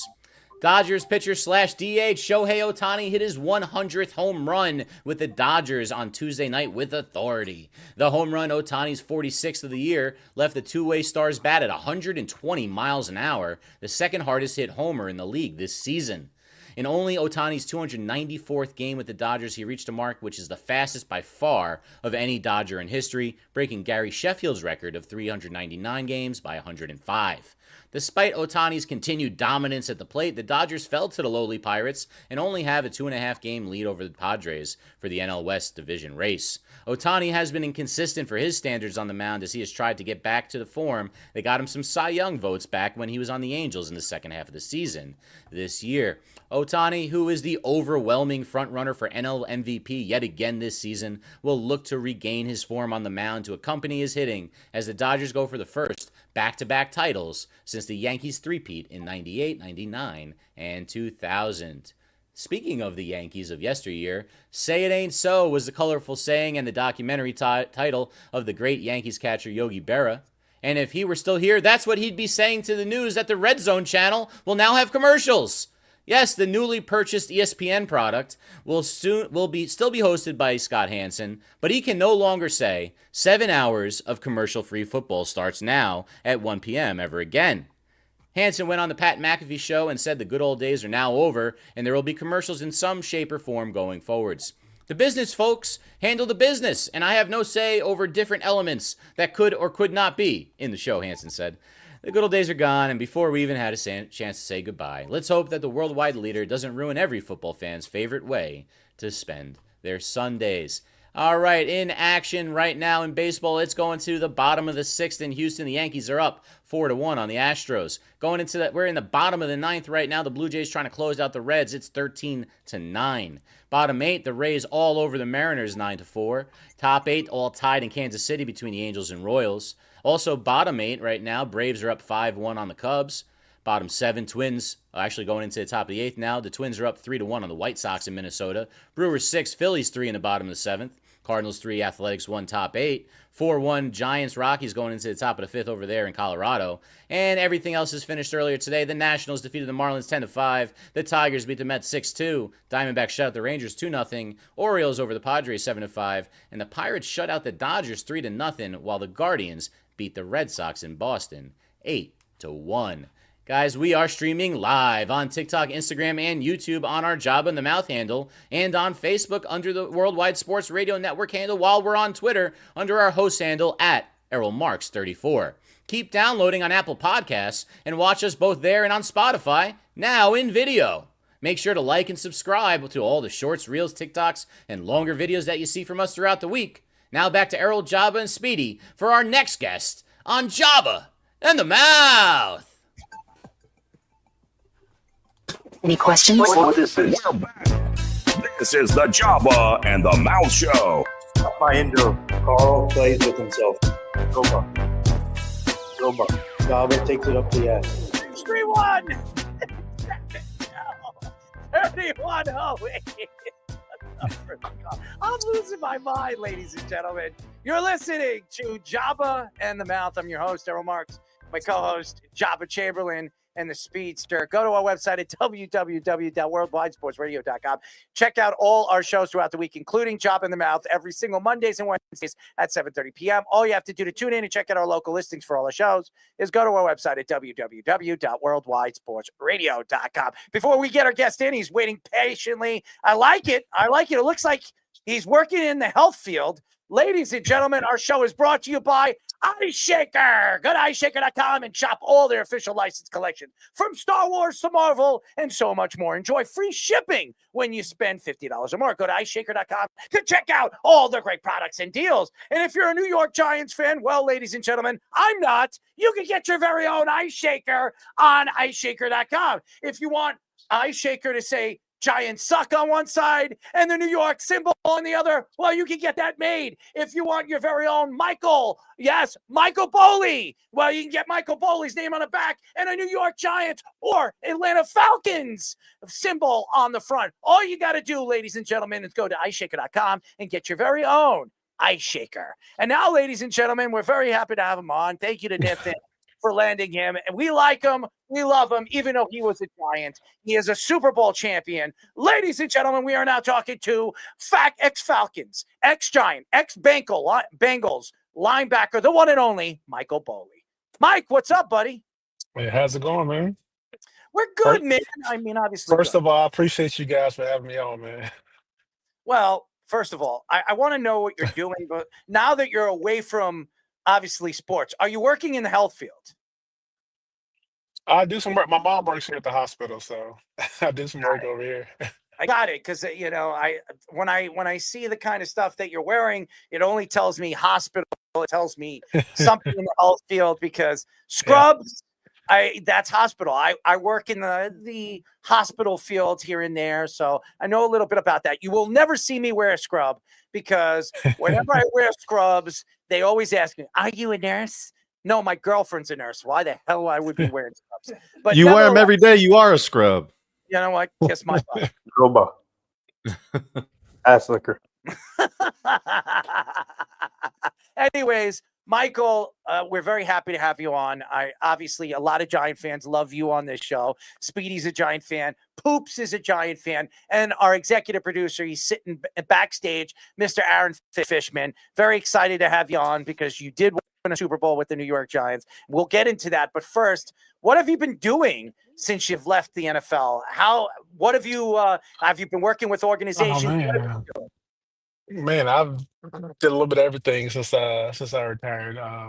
Mostly time with the kids. Lately, my twins are 7, so they're busy nonstop during the weeks with gymnastics and tumbling and cheerleading. And my second oldest is just started his senior season at the University of Virginia, playing left tackle. He's playing pretty well. So, spend a lot of time making sure, I keep an eye on him and, making sure he's doing good things both on and off the field. Well, offensive tackle, that means this kid's probably like 6'4", 6'5", maybe even bigger than that. How big is your son? He's almost 6'6", just under 6'6". He's about 315, 320-ish. Wow. Yeah, big kid. Oh, man, I can't wait to see him in the NFL like Daddy Dukes. So hopefully one day. All right, so let's get into that 2011 season. I know Giant fans love the sound of Super Bowls and Super Bowl championships. What was it like playing for a team that was very well-rounded? You had JPP, you had Justin Tuck, you had an unbelievable O.C. Umenyiora. What kind of team was that Super Bowl champion New York Giants team? Man, like you said, it was a great all-around team. It's crazy to think back to like how long it took us in the year to to get everything rolling that year. Because I mean, we had pretty much the whole team throughout the same year, throughout that whole year. I mean, we had a few dings here and there with some players in and out of the lineup, but for the most part, the same team. And it just took us that one game, that game against the Jets, for us to really just hop on that wave and ride it out through the rest of that season. I was at that game. It was, and I'll never forget, it was Christmas Eve. I was at that game. I got a chance to enjoy. And by the way, just so you know, that after the game, after the Jets lost that game, and I remember that was the growth of Victor Cruz. I didn't forget, but I got a chance to see my friend piss off somebody because he ran into the car, and then they chased us all the way through the city when we had to park our car next to the tree and hide because these six guys were looking for us because my friend was absolutely drunk. But that's a whole nother story. We were very upset. But yeah, I remember that season. It really made me sick to my stomach. And I remember it was Smith that missed the tackle against Victor Cruz, and he ran it in. Eli Manning did not have his best game in the first half, but in the second half, Eli Manning took over, and your defense took over in the second half. Made me sick to my stomach, just so you know. I mean, we love to make people happy. I figured it made me happy because I had a that year because that year was the Dream Team Eagles allegedly that was going to happen. So I had a couple of friends that were Eagles fans. I had nightmares that year. Yeah, yeah. Since you're a second tier Eagles fan, yes, I know. They probably had that kind of thing too. But obviously that was supposed to be their big year. I still thought the Giants were good though. Like I thought they would make the playoffs, but he was like, oh, the Eagles are going to win out. They're going to make the playoffs, and then you guys beat the Giants. So that whole adversity in the regular season, like the 2007 team was like the postseason was the difficult one, but they made the playoff season. You guys had to overcome a lot of it in the regular season, especially with the linebacking core. What was that defense like in the defensive line and all those linebackers like you and Chase Blackburn coming in, all these random guys that really played well? I've been telling people for years, like having a D line like that, like it makes life a lot easier in the back end. Like you said, you mentioned JPP, Tuck, OC, Kiwi, Chris Canty was on that line, Rocky Bernard. Man, if you look at the depth that we had, like you can just throw any bunch of guys out there. They're gonna get the job done. They're gonna get pressure on the quarterback. And speaking of Chase, man, I love Chase. I love Chase to death. Chase was at home up until the week we played Green Bay that year. And I remember I pulled my hamstring. They brought Chase in, and man, he picked up like he never left. It was like, dude, like, have you been here all season? Like, he jumped right in the playbook. They put him on the field, and it was like he never left. Michael, what obviously coming from the Falcons to New York, what people don't understand how different it is when you get to New York coming from somewhere else. What was that a big adjustment for you as far as like the media, or like was it just like another day? Oh, definitely. I mean, first and foremost, I spent the whole first part of my life in the South. Born and raised in Alabama, college in Mississippi. And it's just being there. It's like I'm in the South, so I'm used to the South, just everything. And I get to New York, and my mom had spent some time in she was travel nursing when I was like in high school. She spent some time in Newark and a couple other places around the New York, New Jersey area. And so she had been up that way before. And I remember one of my first weeks up there, I'm at the grocery store, and it's like simple things. I'm like, Mom, I call my mom, like, I don't recognize any of these brands of bread. Like, what's good? And but no, just as far as the organization, I mean, nothing bad about Atlanta. Atlanta was great. I love Mr. Blank. He's a great team owner. He did a lot of good things with the team down there. But it was just a different atmosphere coming to New York. Like you say, you mentioned the media. Man, like I remember in Atlanta, yeah, you play a game, after the game or even after practice, you might have one, maybe two people come by your locker, want to talk to you. Man, you get to New York and it's like at least 6 to 10 people every time. And you're like, wow, like this is a much bigger media market than what I was used to. So it took a little bit of getting used to because like I said, they weren't even coming after practice, and I wasn't used to like normally you get a big crowd. It was normally after a game, not after practice. We are talking to former Falcons, Giants, and Bengals Super Bowl champion linebacker Michael Boley. Michael, we lost your video. We hopefully we can get you back in because I think we lost. I'm not you. here. Oh, we're not. We see. I know you see us, but we don't see you. We see a black screen. Oh man. Let me get back in here. It's Speedy's fault. Let's blame him. Jabba takes it up the ass. We'll get Michael Boley back in. I want to say something. I like Michael. I got a chance to see him play a couple of times in my lifetime. I do remember him on the New York Giants, and there he is. He's back in.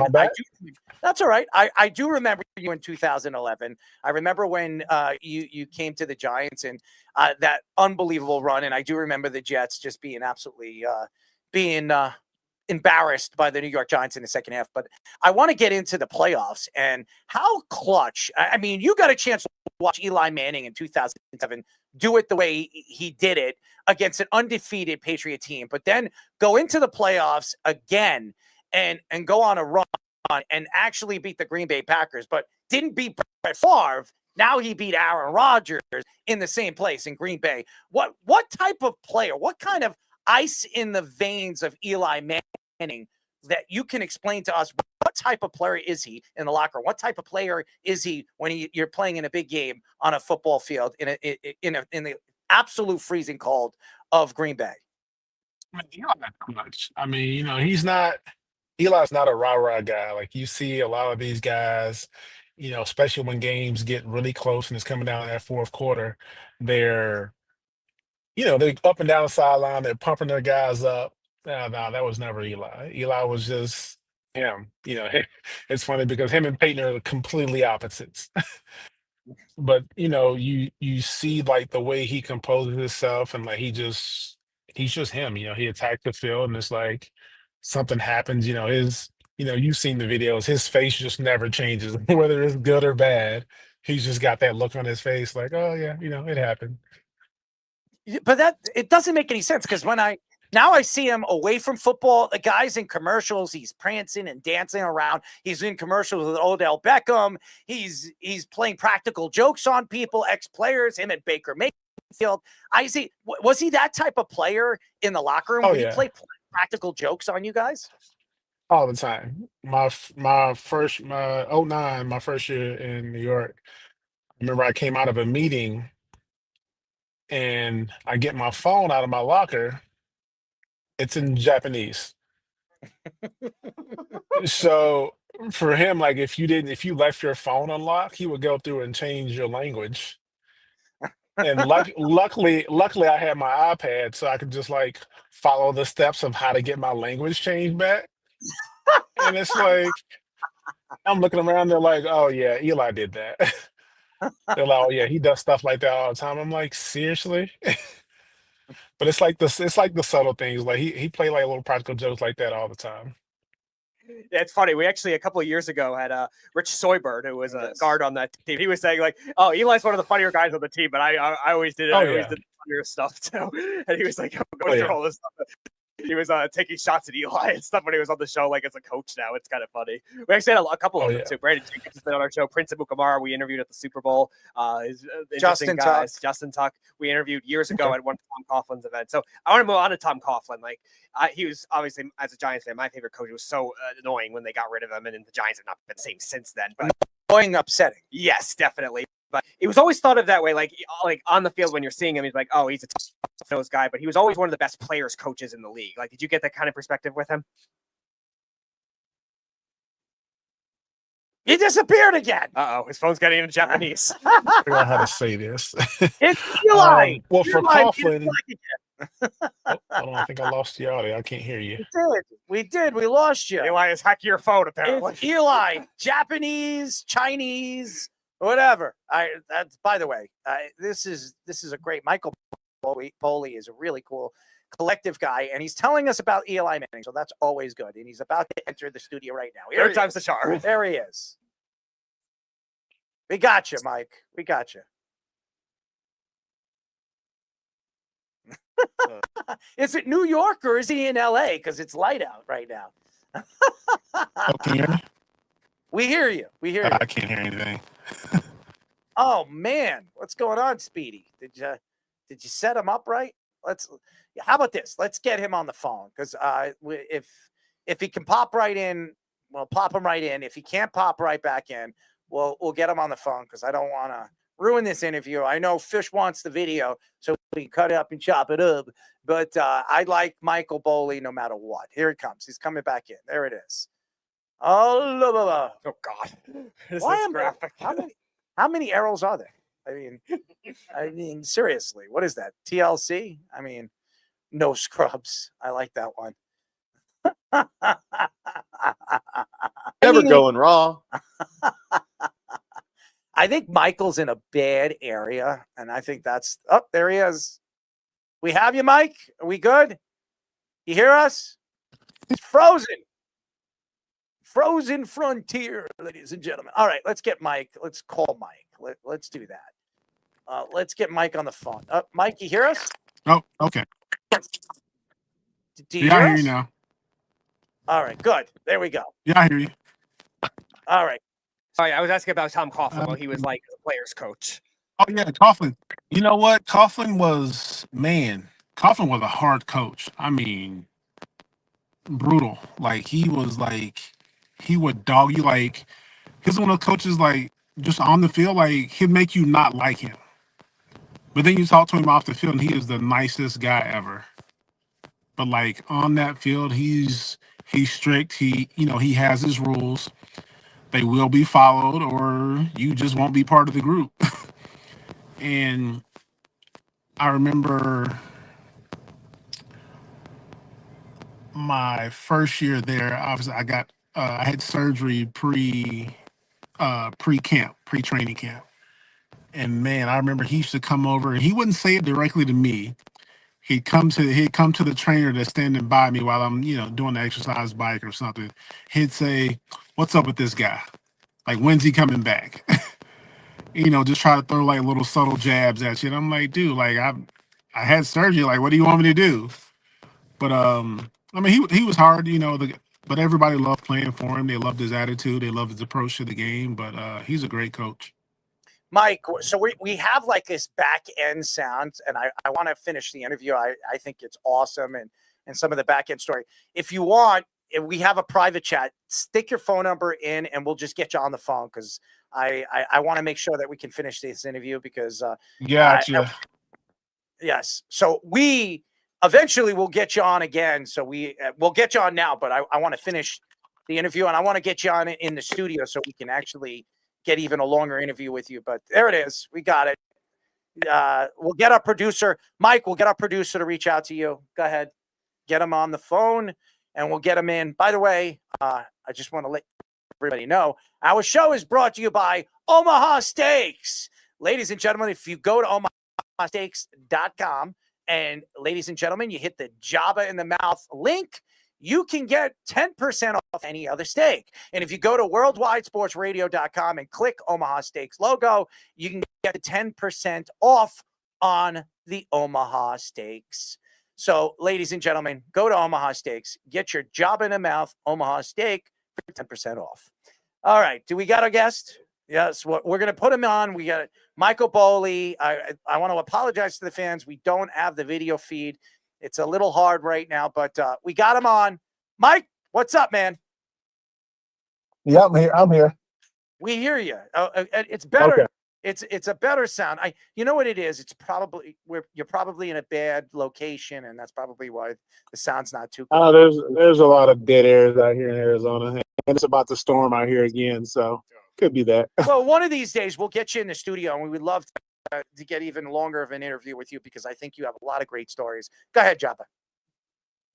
No, I was just going back to the year you guys won. There's always seems to be a guy that steps up. Obviously, you had huge names on that team, but there's always that unsung hero or that guy that goes I can above and barely hear beyond. him. Yeah, it's probably it's the other side because Joppa's not in the studio. But go ahead, Joppa. I'll relay. Go ahead. Go ahead. No, just ask him who the unsung hero is. Who was the unsung hero of the 2011 Super Bowl run to the Super Bowl champion New York Giants? Man, unsung hero. You know what? I don't think enough people give a lot of credit to the job that and I'm gonna say there's three people: Antrell Roll, Deion Grant, Kenny Phillips. I don't think a lot of people give enough credit to the job that those three guys did on the defense.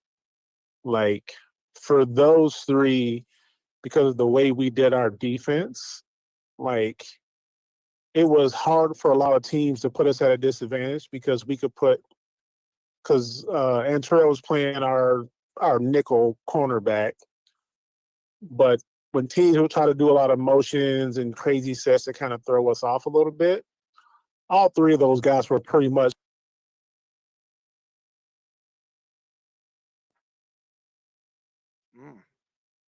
We might have lost him. That sucks. in a lot of different sets and motions and all that good stuff. Man, kudos to those guys for real. So you had Antron Roll. Who was the other two? I'm sorry, because we lost you for a second. Deion Grant and Kenny Phillips. Kenny Phillips. Who doesn't forget about Kenny Phillips? We are, as everybody knows, we are talking to former Falcons, Giants, and Bengals linebacker Michael Boley, Super Bowl champion Michael Boley. And if you don't remember him, he was part of that linebacking core of the New York Giants that went all the way to the Super Bowl and surprised the one and only New England Patriots. Now, going into the Super Bowl, what was it like experiencing that week and a half all the way to the Super Bowl and getting a chance to step on a field with one of the greatest quarterbacks of all time, Tom Brady? Were you starstruck when you got on a field and you saw Tom Brady on the other side? Were you starstruck when you were on one side of the sidelines and looking across and seeing Bill Belichick? What was it like playing against two of the greatest at both respectable positions? Well, just the week in general was just amazing. Even just actually making it to the Super Bowl and then all the stuff that led up to it. We had all this stuff going on, within the Giants and throughout the city. And then, but as far as playing them, that was actually our third time playing them that season. So we played them the last preseason game of the year. I mean, the starters didn't play, but, we played them as a team. We played them that year during the year in New England, and we beat them there during the regular season. And so to kind of see them again, it was another, it's kind of like, all right, we've seen this show before. Like, what can we expect? We're still kind of, everyone knows Bill is a great coach, and they know how he is a great game plan for every team that he goes against. And so we kind of thought they would throw some wrinkles at us, so we kind of didn't know what to be prepared for. But to look across him and at them in that moment, like, it was a really in awe moment. Like, wow, like, I'm on this stage against this team. It's like, wow. So seeing what Tom Brady and Bill Belichick have become now, obviously Belichick with the big loss the first week of college season. Why do you have to bring that up? This has nothing to do with what Bill Belichick has done as a head coach in the NFL. And we talked about Tom Brady last week, obviously owning the Raiders too. And the NFL kind of giving him a little bit of special treatment. Yes. Broadcasting now, he has this $375 million contract. What are your thoughts on both of them, since they've parted ways? You say since them two parted ways? Yeah, Since well, Brady and Belichick. and then now the Yeah. NFL changes the rules for Tom Brady. He's 10% owner over there with the the Las Vegas Raiders. Now they've decided, hey, you know what? We're going to skip the rules, and now Tom Brady can go on the field, he can go into the locker rooms, and he can actually be a play-by-play broadcaster for his own team's games. What are your thoughts to the NFL changing those rules for the one and only Tom Brady? I mean, I'm not surprised. The league is, for one, the league is forever changing. They've always been one to kind of put some stuff aside to, change some rules to kind of see how it would go. But, Tom Brady is Tom Brady. He's arguably the GOAT, at the quarterback position, for him to play as well as he did for as long as he did. And so for him to go off the field and still kind of be a symbol for a lot of people, like you said, being a minority owner, but also being in the broadcast booth, I think that'll open up windows for more people to want to do stuff like that. As everybody knows, we are talking to former Falcons, Giants, and Bengals linebacker Michael Boley. And I want to apologize to the fans. There is no video because Michael Boley is in Arizona. There's a storm coming.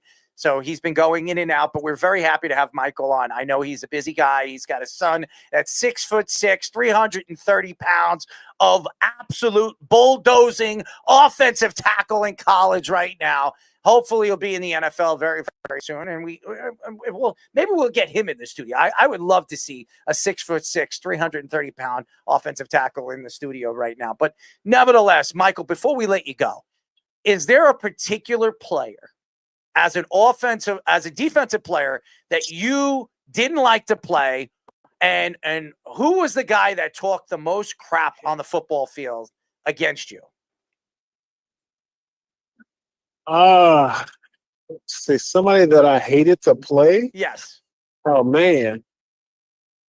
Oh, to be honest, gosh, there was a couple of them, but Vic stands out in my mind. Michael Vick, yeah. Oh man. And that's just for me, like as a defender, like, that's kind of like guys now, like you hate to see Lamar because, one, he can throw the ball, but he's extremely dangerous with his legs. And it's like, for both of those kind of guys, like regardless of how close or how many people you threw at him in the backfield, you never really had him down until you had him down. And so that was one. But obviously, you play against, guys like Tom Brady, Peyton Manning, Aaron Rodgers. Those guys are extremely smart. Drew Brees, he was another one. And those guys are really good at making checks at the line. So those are guys you hate to play against because regardless of how much game planning you do, they'll come up and see one little small thing that looks off to them.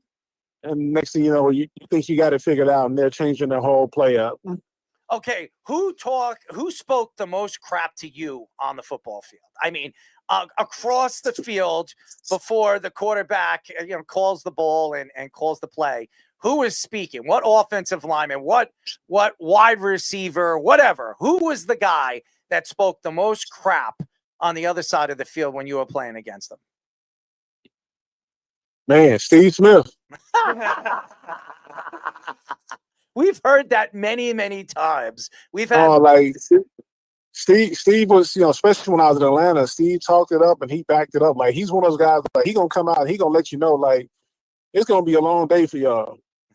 And man, like it's tough, when you get a guy who, who's talking to you like that, and then, in your mind, like, what, we gotta shut this guy up. He's doing too much talking. And then he comes out and he's still making catches on you, getting yards after the catch. And it's like, man, like, I can't stand this guy. But Steve was, especially in his younger days, like Steve was like that. And then I remember playing Carolina when I think my first year in New York, might have been my first or second year.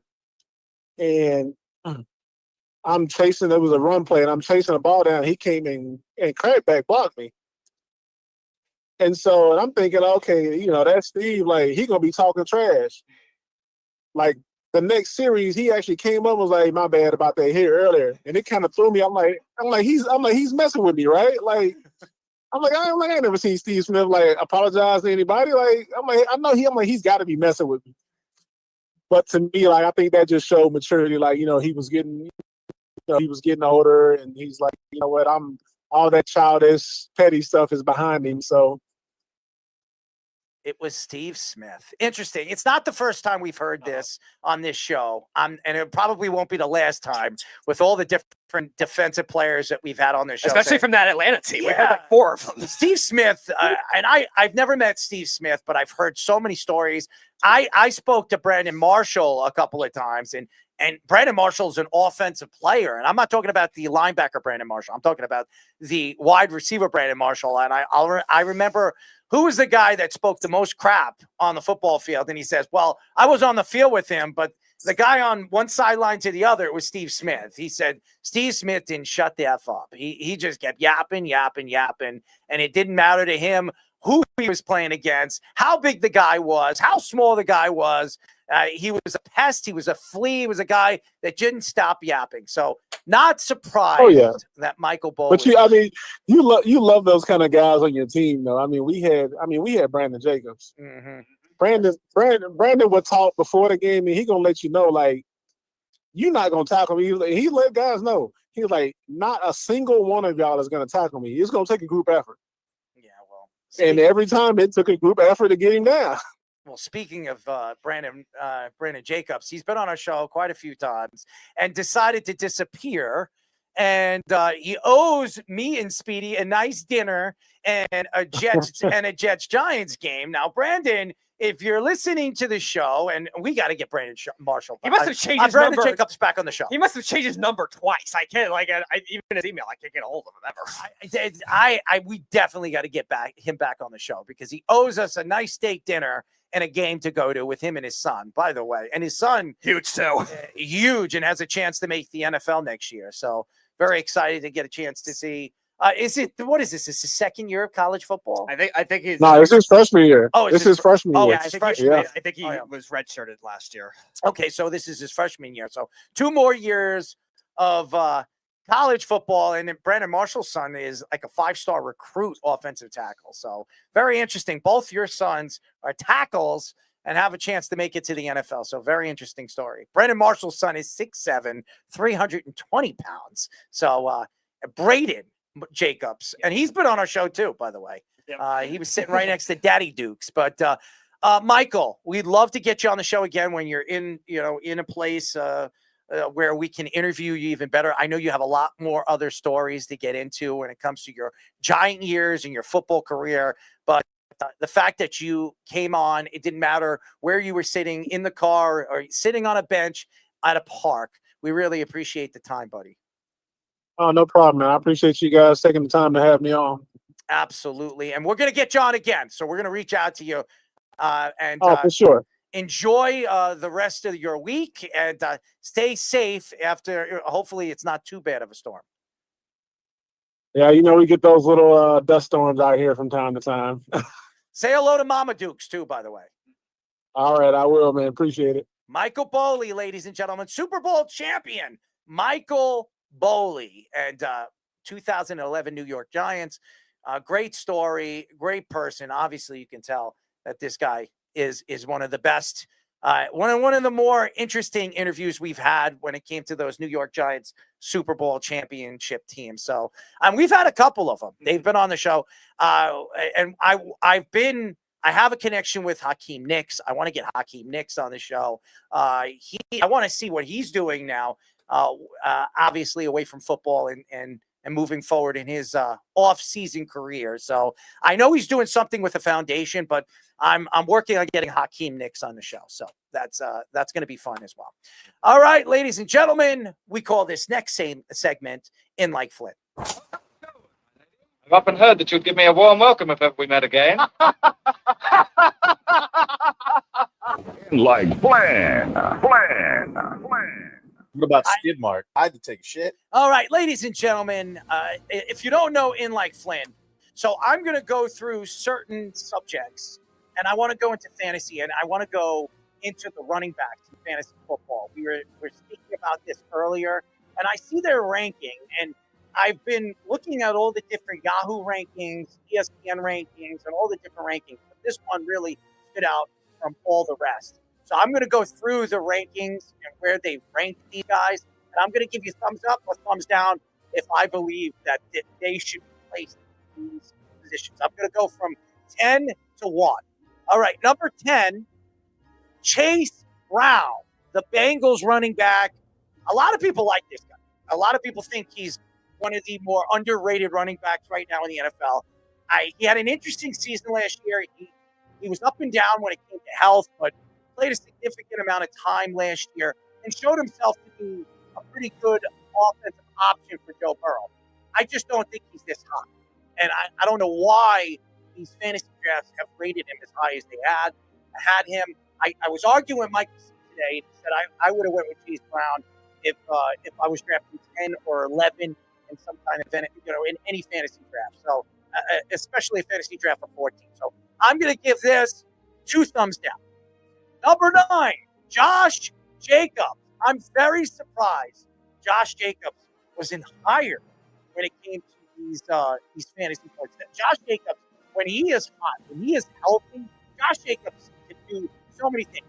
He can catch the ball in the backfield. He's very good at putting up yardage, and he's a lot better than people think he is when it comes to the open field.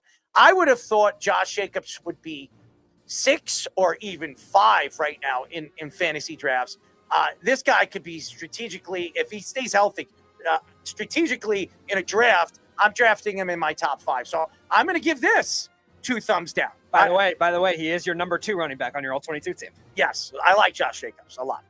Kyren Williams, number 8 on this draft poll.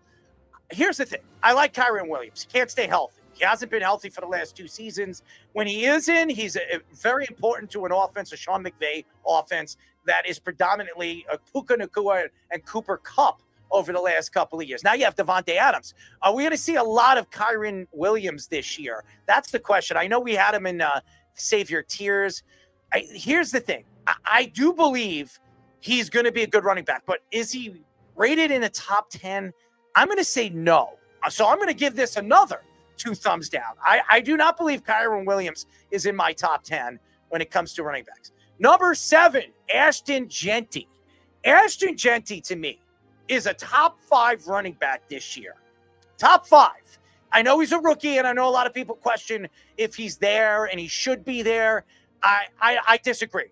But besides Brock Bowers and Myers might not be there by the end of the season. He's going to want to be traded. He's demanded a trade. Geno Smith, they're going to be there. And Pete Carroll runs the ball. Seattle, Marshawn Lynch, that's what you had. Penny over there. He likes to run the ball. Run ball first, run ball second, then throw the ball with Brock Bowers. Ashton Jeanty should be a lot higher than 7. So another 2 thumbs down. Jonathan Taylor, number 6. I think this is a perfect spot for Jonathan Taylor. This is a guy that could be an MVP candidate this year if he has a hot season. They don't have a quarterback. Now, we've heard this by Coach Fish. Daniel Jones is not the right guy, but Jonathan Taylor is going to give Daniel Jones a little bit more time to set his feet and throw the ball. Daniel Jones can run outside of the pocket. I like Jonathan Taylor at 6, so I'm going to give him 2 thumbs up. Christian McCaffrey, number 5. I like Christian McCaffrey at number 5. Now, any more higher than number 5, I would not rate Christian McCaffrey. The problem with Christian McCaffrey is his injuries and his health. This guy is 1 year older than his age, and he got a lot of money last year, and that's why they brought Robinson in. I really do believe they brought Brian Robinson in because they don't know if Christian McCaffrey can be healthy. We were just talking about that with Chris Lombardi. That's the problem. If Christian McCaffrey can stay healthy, this guy's a top 3 running back in the draft. So I'm going to give it 2 thumbs up. Jahmyr Gibbs. I love this spot. I think he's absolutely number 4 in any fantasy draft when it comes to the running backs. I love him. I think he's going to play a big part in Detroit's running game this year. Montgomery's still there, David Montgomery, but this is going to be all Jahmyr Gibbs this year. David Montgomery will be a third. I would see a third down back. That's where I see him. Maybe he'll run the ball here and there on the first down, but Jahmyr Gibbs is going to have a lot of touches this year, and he's going to be so fun to watch. So I'm going to give him 2 thumbs up. Bijan Robinson, number 3. First of all, Bijan Robinson, to me, you could put him number 1 or number 2. The fact that they have Derrick Henry over him is crazy, but Bijan Robinson is always healthy. To me, he should be the number 1 back in this year's draft because he's always healthy. He plays hurt. He puts up big numbers. And on that offense, he's going to touch the ball at least 25 to 30 times a game, and he can catch the ball in the backfield. He's as efficient as any running back in this year's fantasy draft. So 2 thumbs down. I think he should be higher. Derrick Henry, number 2. Like Derrick Henry. Like him a lot. I think he's the 6th best back in this year's fantasy. He had a great season last year, but he's older. Remember, he's lugging a lot of weight, and he's more of a second half running back, not a first half running back over the years. Last past season, he was very good all season long, and he was healthy really all season long. So is Derrick Henry going to stay healthy? That's the problem. And I don't know if he would be this high, so I'm going to give him 2 thumbs down. And Saquon Barkley, number 1. You can argue Saquon Barkley should be 1 or maybe even 2. I think he's a little too high. I have to see Saquon Barkley go back-to-back years healthy. I don't know if he's going to stay healthy this year. He won a Super Bowl. He proved himself last year at almost breaking Eric Dickerson's record. I don't think he's number 1. I think he's number 2. I think Bijan Robinson was number 1 in this year's fantasy draft, so I'm going to give him 2 thumbs down. So that, ladies and gentlemen, is my In Like Flynn of the week. I went through fantasy and the top 10 running backs as far as what I've seen, and I kind of characterized from ESPN, the NFL Network, and then Yahoo. This is the one that really, to me, is the closest thing where everything was rated. So Saquon 1, Derrick Henry 2, Bijan 3. I think Bijan number 1, Saquon number 2, Derrick Henry number 6. I would say Jahmyr Gibbs number 3. That's where I would put it. First round pick in the beef league. Yes, so that's where I would go. So there you go. In Like Flynn, ladies and gentlemen. I like that one. And if you're a fantasy fan, you don't have to follow me, but I'm pretty good when it comes to drafting running backs. I've done very well over the years when it comes to drafting running backs. All right, ladies and gentlemen, are we waiting for Mr. Goody? That's what we are. We're waiting for the Goodster. So let's, you know what? Do you want to go for sports? Do you want to go to a sports minute? Do you want to go to a sports? I don't have any more stories to tell. I mean, Speedy accidentally told Goody to come in a little too late, but thankfully Goody came in despite Speedy's efforts. Oh, he's in. He's definitely in. All right.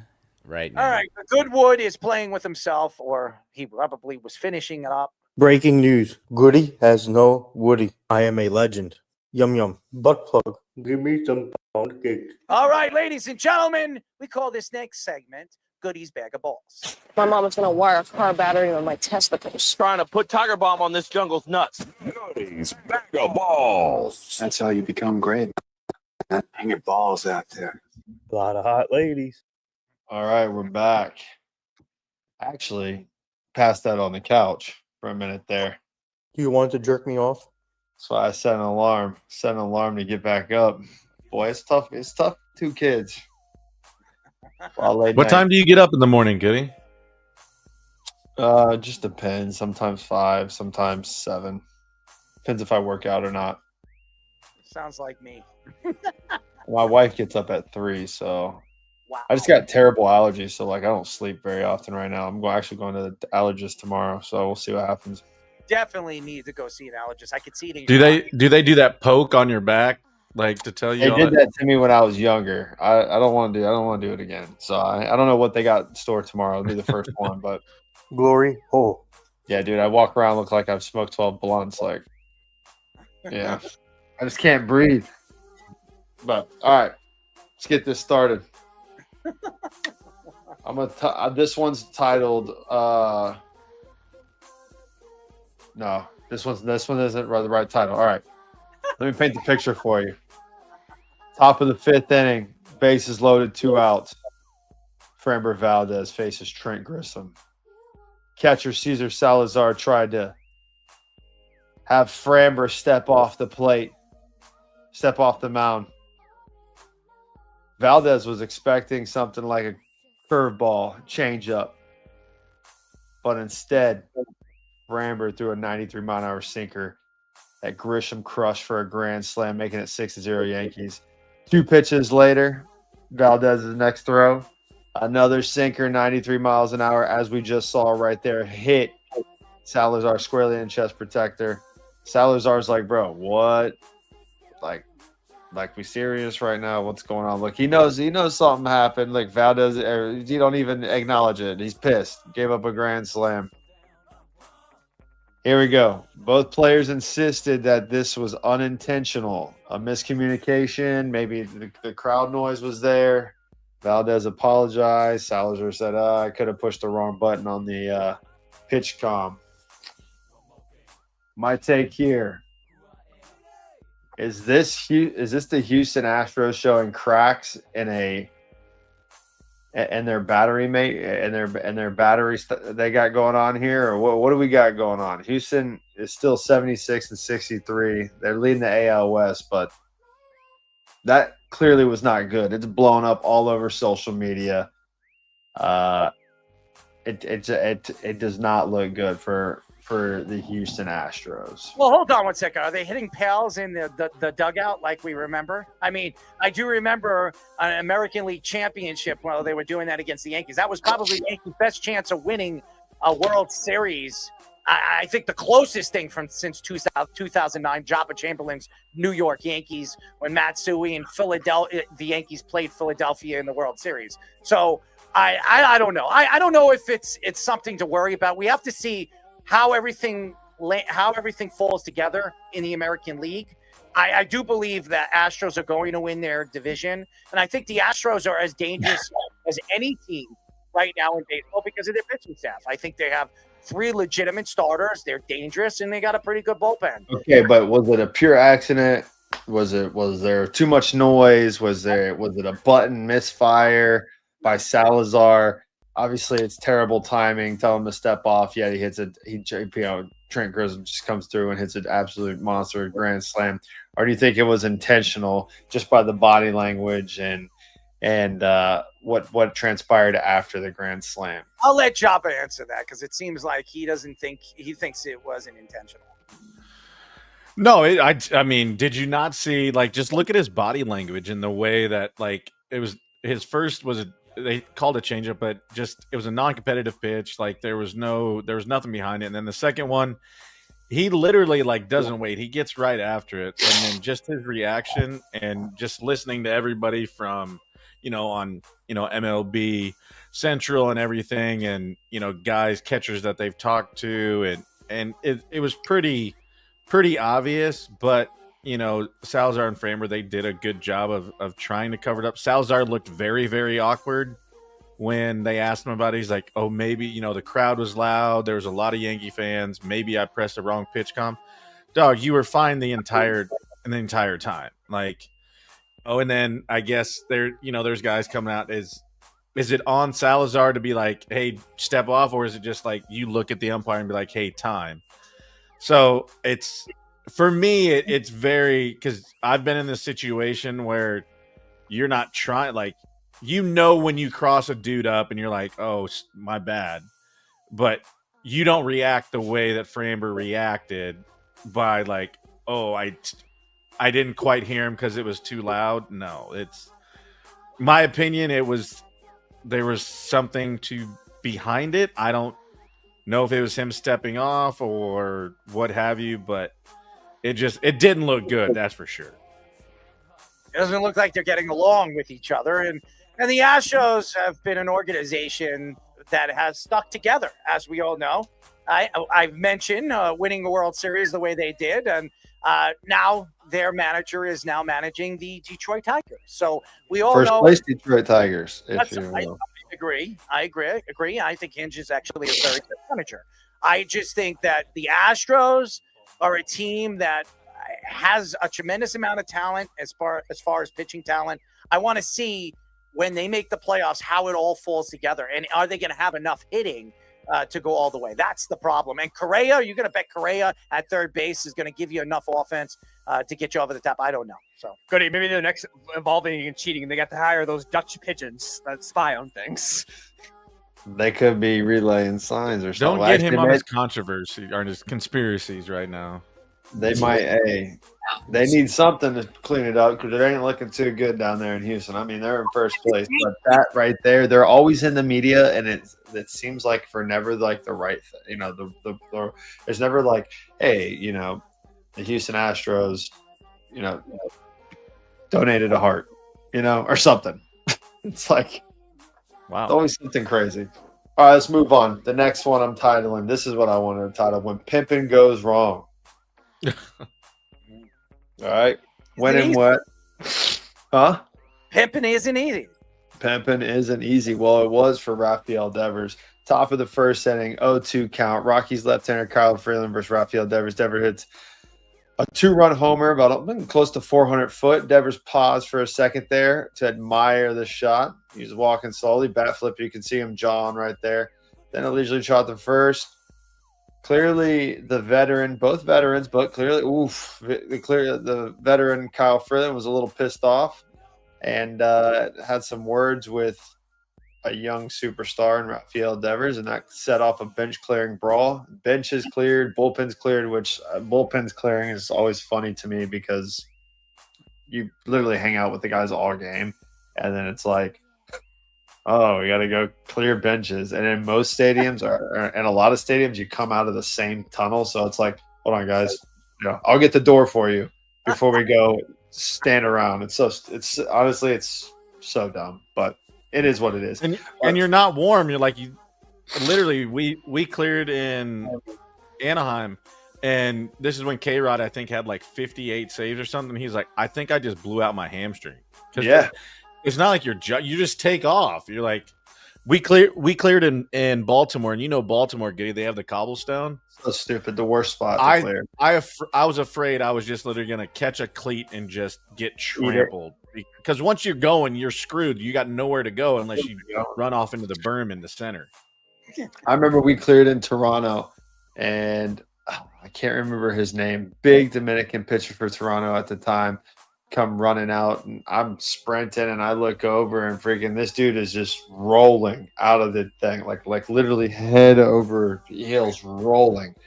And this was a crazy one because this is when Gary Sanchez got punched in the face by who was the catcher for Toronto in 2015? He was Canadian, Russ Martin.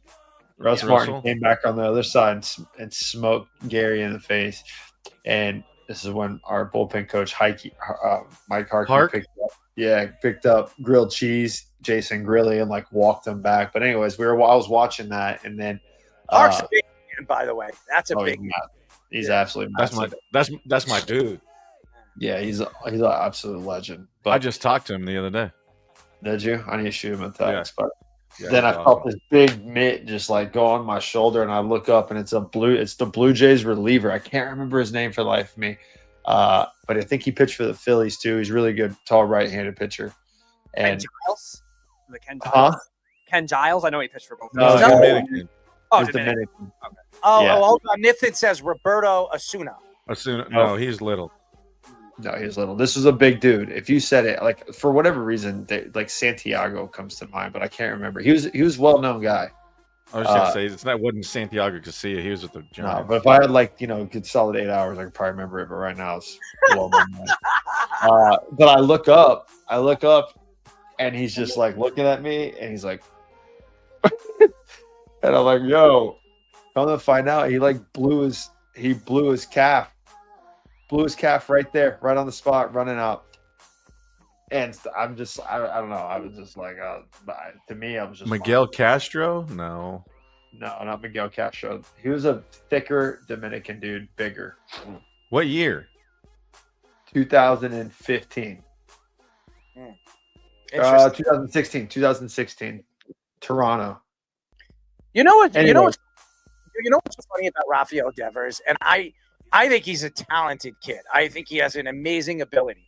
The guy was bitching and moaning because he lost his job over there with the Boston Red Sox. So the Red Sox traded him for practically nothing, okay, just to get him out of there. And this guy just got a $300 million contract from the Red Sox. What was it, a year and a half before that? And to me, Devers is, he's one of those guys that you either like him or you hate him. And when you hit a home run like that and you smack a ball like that, yes. Joaquin Benoit. It's Benoit, yeah, from the Tigers. Joaquin Benoit. Joaquin Benoit. I Yeah, remember. look how big he is. That was a monster, bro. He put his hand on me, and I was like, "Whoa!" And then He had a filthy changeup too. Well, listen, first of all, Goody, you're not the biggest guy, okay? yeah, well, it don't matter. In the heat of the moment, then I'm looking at him. He's like, "Fuck you." I'm like, "Oh, what happened?" He's like limping, and I was like, and then I put two and two together. He was rolling out. All right, before we get there though, who do you think who crossed the line? Devers breaking the unwritten rules of baseball, or was it Freeland overreacting? The bomb he gave up, and he's been having a rough go. Devers, I think he can be nasty. We all know the background of Rafael Devers. I think you don't flip the bat, you don't dance and prance around the bases the way you did, and then you're attacking, you're yelling at the pitcher. Just run around the bases and just get to the home and get into the dugout and shut up. I think Rafael Devers was at fault with that whole thing. So.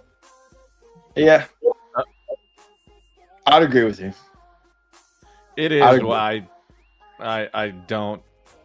Freeland's lost 100 games, 3 games. He said that didn't have anything to do with it. He's been grinding his balls off.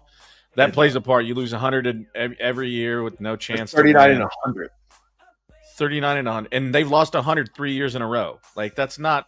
I don't even know how that feels because I've never been in that situation. But that's got to wear on you. And then Logan Webb coming out and doing whatever. Freeland's been around long enough. He gets it. Devers, whatever. I mean. It's part of the game, obviously, now. I mean, there was probably a little bit of, just frustration as a whole from Freeland. Like, I mean, it took him they said 13 seconds to get down to first. But for me, I don't care because I'm gonna fist pump and tell you to go sit down. So I need to make a better pitch. It don't bother me. Yeah, I'm not one to get pissed about pimped homers, but I don't know. I guess if you lost, I mean, I guess it just sucks too because it's like it just looks like with the Rockies, it even though he says it didn't affect it because of what, but you imagine losing you got no chance to win. And Kyle Freeland, I mean, he had a freaking Cy Young year, and he just is literally just hanging out to dry and with no chance of winning. And this team is obviously, it was funny. I was walking around our sports store today. I saw Chris Bryant in a Rockies jersey. I was like, is that dude still around? Like, it's crazy. Now, if you might say he still exists. Just a surprise. Yeah, right. At one point, he was an MVP.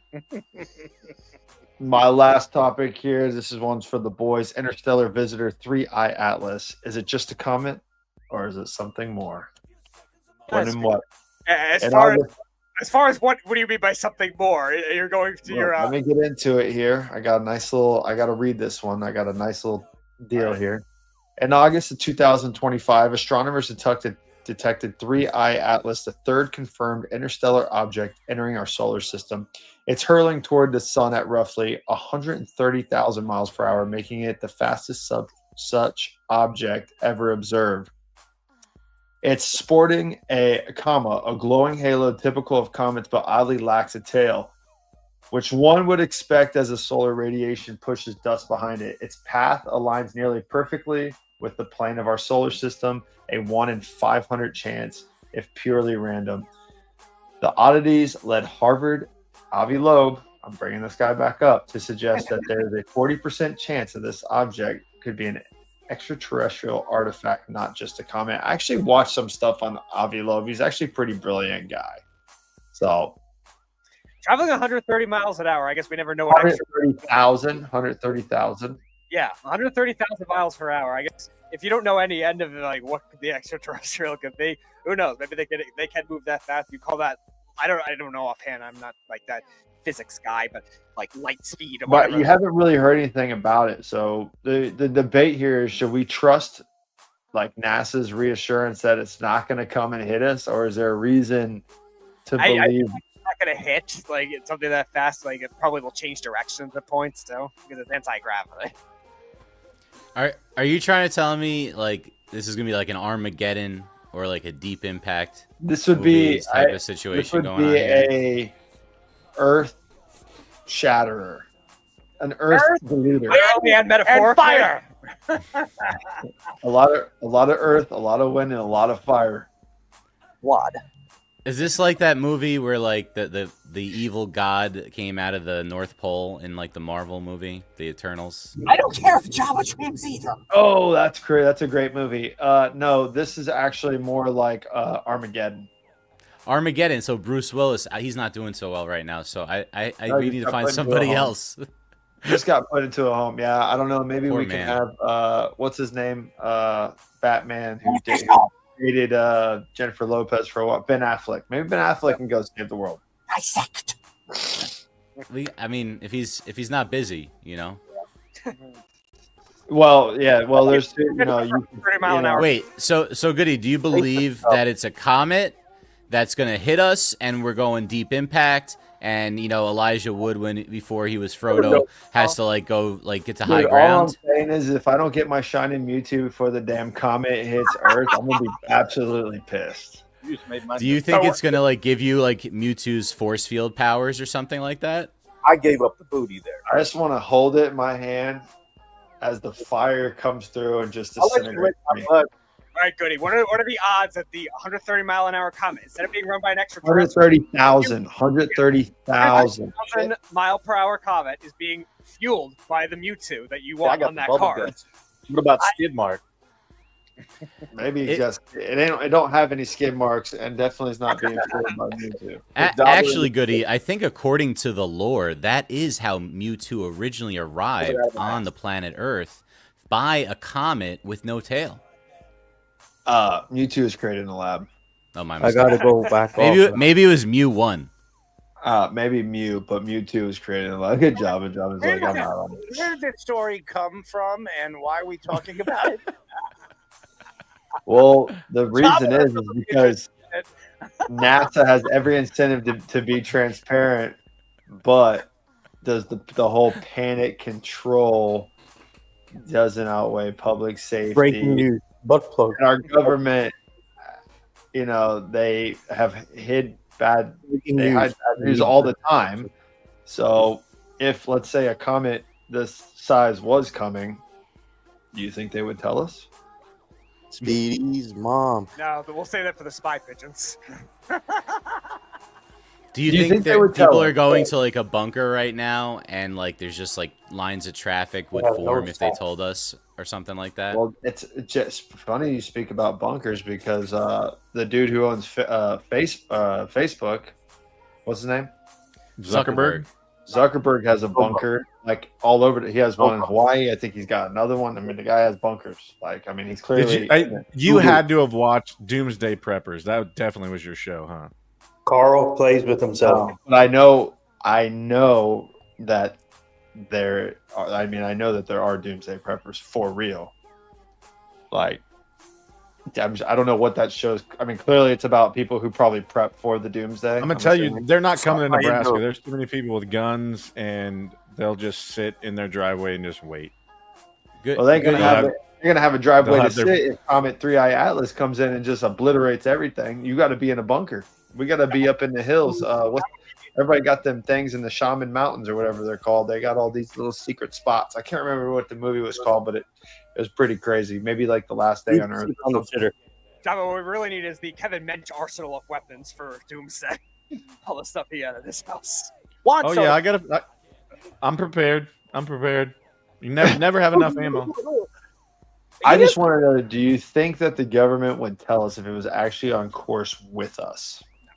Let's not get canceled here, Goody. Like, shut up on your face. Goody, all I know is that I, as a diabetic, wouldn't last very long because I wouldn't have insulin. So I would probably party really hard those like first 3 days of the zombie apocalypse when the comet Alpha Centauri 11 Magnum comes and hits the Earth without its tail. 3i Atlas, but you know what? Have another shot on me, fish. I like anal. I'm done. Oh, Goody's I'm bag done. of balls. All right, ladies and gentlemen, we call the final segment of the night King of the Hill. Here's the King of the Hill. This, Bobby, is the belt line. You never, ever hit below that. Not that kind of King of the Hill, you dumb. This is King of the Hill. Joba, smack my ass. All right, guys, welcome back to King of the Hill. Goody, you're going to be happy to know that I was able to defend your crown without you. Therefore, you get to keep your crown as the king for tonight's King of the Hill for the NFL. Couple of things, though, that we're going to change up about the game. We need a little bit more knowledge-based things without simply reading it off of the internet. So I'd like you guys to try to have your explanations, not have it up on your screen. You could have a list of teams and defenses, but you have to give your own thorough explanation. And if the king happens to think AI wrote it, he doesn't have to move you on to the next round. Same thing, kings, whoever you are each week, you need to make sure that the crowd that is voting for you believes in your stories. Anyway, here we go. Round one, peasant fight. Everyone's going to play. I'll be on the side. Goody's the king. Best defenses in NFL history. All right, so here we go. Let's get him up here on the screen. There's Goody. There's me. We're going to start with Tommy Poops. All right. Well, first off, I'm going to kind of First off, you're just going to first off. I'm going to go over. Check yourself before you wreck yourself. Seattle Seahawks. Now, look, I probably could have picked some other teams or whatnot, but the Seattle Seahawks were just absolutely dominant that year. That team, that defense was coached well. That the entire coaching staff on that team was amazing. The entire defensive front, the entire defensive safety on that team. The Legion of Boom, baby. Give me the Legion of Boom to start off with. Errol. Oh, the 1985 Chicago Bears. The best of all time. Nobody forgets linebacker Mike Singletary. The Super Bowl champions. I mean, this team was loaded from top to bottom. Secondary, front seven, dominating. They shut down teams every single game. I'm going the 1985 Chicago Bears. Speedy. I'm going to go with the 2000 Baltimore Ravens, a team that allowed only 10 points per game in the postseason. That was a stat. Shout out to our friend Dwayne Starks, we had him on the show, was mentioning that. They led for a single season, everyone in turnovers, I believe, among 21st century defenses. Obviously, Ray Lewis, Hall of Famer, Chris McAllister, and Dwayne Starks in that secondary, too. And tons of talent up front from the Baltimore Ravens team. And again, 10 points a game in the playoffs is hard to fathom. I guess. Jabba for 2. Oh, I'm going to go weird one. Team that actually missed the playoffs would be the 2004 Bills. They only averaged, they went 9-7, missed the playoffs, and they averaged less than 5 yards per play. I think 𝐾𝐨𝐽 had like 100 tackles with 5 interceptions. I mean, that's crazy to think they had 24 picks and to not make the playoffs and just have a defense like that. I just looked it up. London Fletcher had 142 tackles. He had 𝐾𝐨𝐽, and then to miss the playoffs with a defense like that, only averaging 4.3 yards, is pretty tremendous. They had so many guys on defense. They lost them all at once. There were some bad quarterbacks in Buffalo during those years. I was in college there. Rough. That was J.P. Lossman, I think, back then, maybe. Yeah. You're the first round pick in that same draft with Eli and Rivers and all those guys. All right, Jabba, your second pick. Second pick, I'm going to go with probably oh, you know what? I'm going to give Fish some love, and I'm going to go the Giants. This is, I think, right after I was born. I think 86, 87? 86. Yeah. Super Bowl was in 87. Okay, yeah, I did know something right there. I think LT had 20 sacks, I believe, that year. And it was a defense that literally, I mean, he kind of held by himself. Carl Banks was on that, and he was about the only other one that really did anything. But yeah, I'm going to go with those guys. Damn, who got thrown out now? Spady! We know the first Super Bowl championship team for the Tampa Bay Buccaneers in 2002 with John Gruden, Derek Brooks, who I think somebody used as one of their linebackers a few weeks ago, Warren Sapp. Obviously, arguably the best at his position. You probably say him and John Randall for defensive tackles. Rondé Barber, one of the best blitzing corners, and just all-around skills that he had.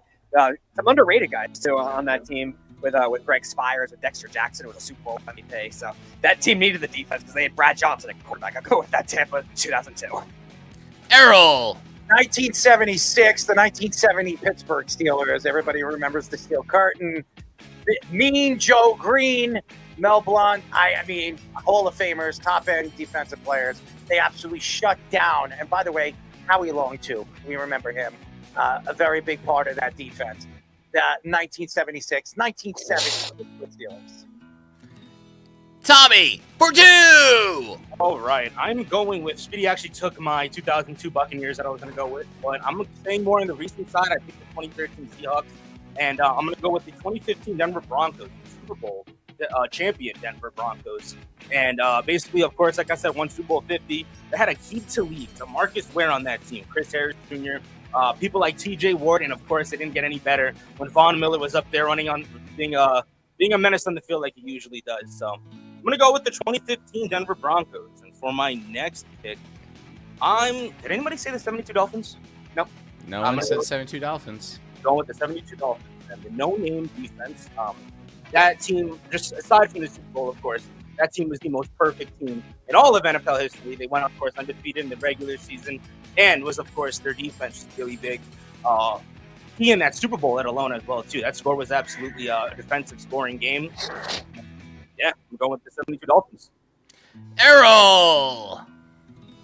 Now, I know a little bit about this defense, and I do remember bits and pieces of what people have told me. The 1969 Minnesota Vikings definitely stood out. I mean, listen to this defensive line: Alan Page, Jim Marshall, Carl Eller, and Gary Larson. Everybody remember Gary Larson? He was pretty damn good. So, and they were all people eaters. Oh yes, that whole line were Pro Bowl players. 3 of them were all pro players that year. So I'm going to go with 1969 Minnesota Vikings. Speedy! I go a path kind of like Jabba, a very underrated defense for a team. I don't think that was overly good in the regular season, but the 1991 Philadelphia Eagles that I believe allowed I think less than 50% of passes. Some crazy stat they had. Obviously, Reggie White was there. Clyde Simmons was a 100-sack type pass rusher too. Eric Allen just got inducted into the Hall of Fame. Like, that was crazy. And NFC East at that time, we talked about it in another King of the Hills in the past. That was a loaded NFC East that year with Dallas, Washington, the Giants, and I forget the last team that was in there, but that was like that Eagles defense all at once. Cardinals. Yes, you're right. The Phoenix Cardinals. You did mention that one week. That's right. But yeah, that 91 defense. That's a crazy number. It's a great talent. All right, and wrap it up, Jabba. Yeah, that was the team I was going to take too. They had 6 dudes with 100 tackles. Wasn't that the year Randall Cunningham blew out in the season opener, right? I think so. Might have been a little year. My dad loved Randall Cunningham. That's really the only reason I really probably knew that, actually. Oh shit! I'm out on this one because I got nothing. So you can count me out. I'm pissed. Right. I'm watching the Yankee game too, so this is ridiculous.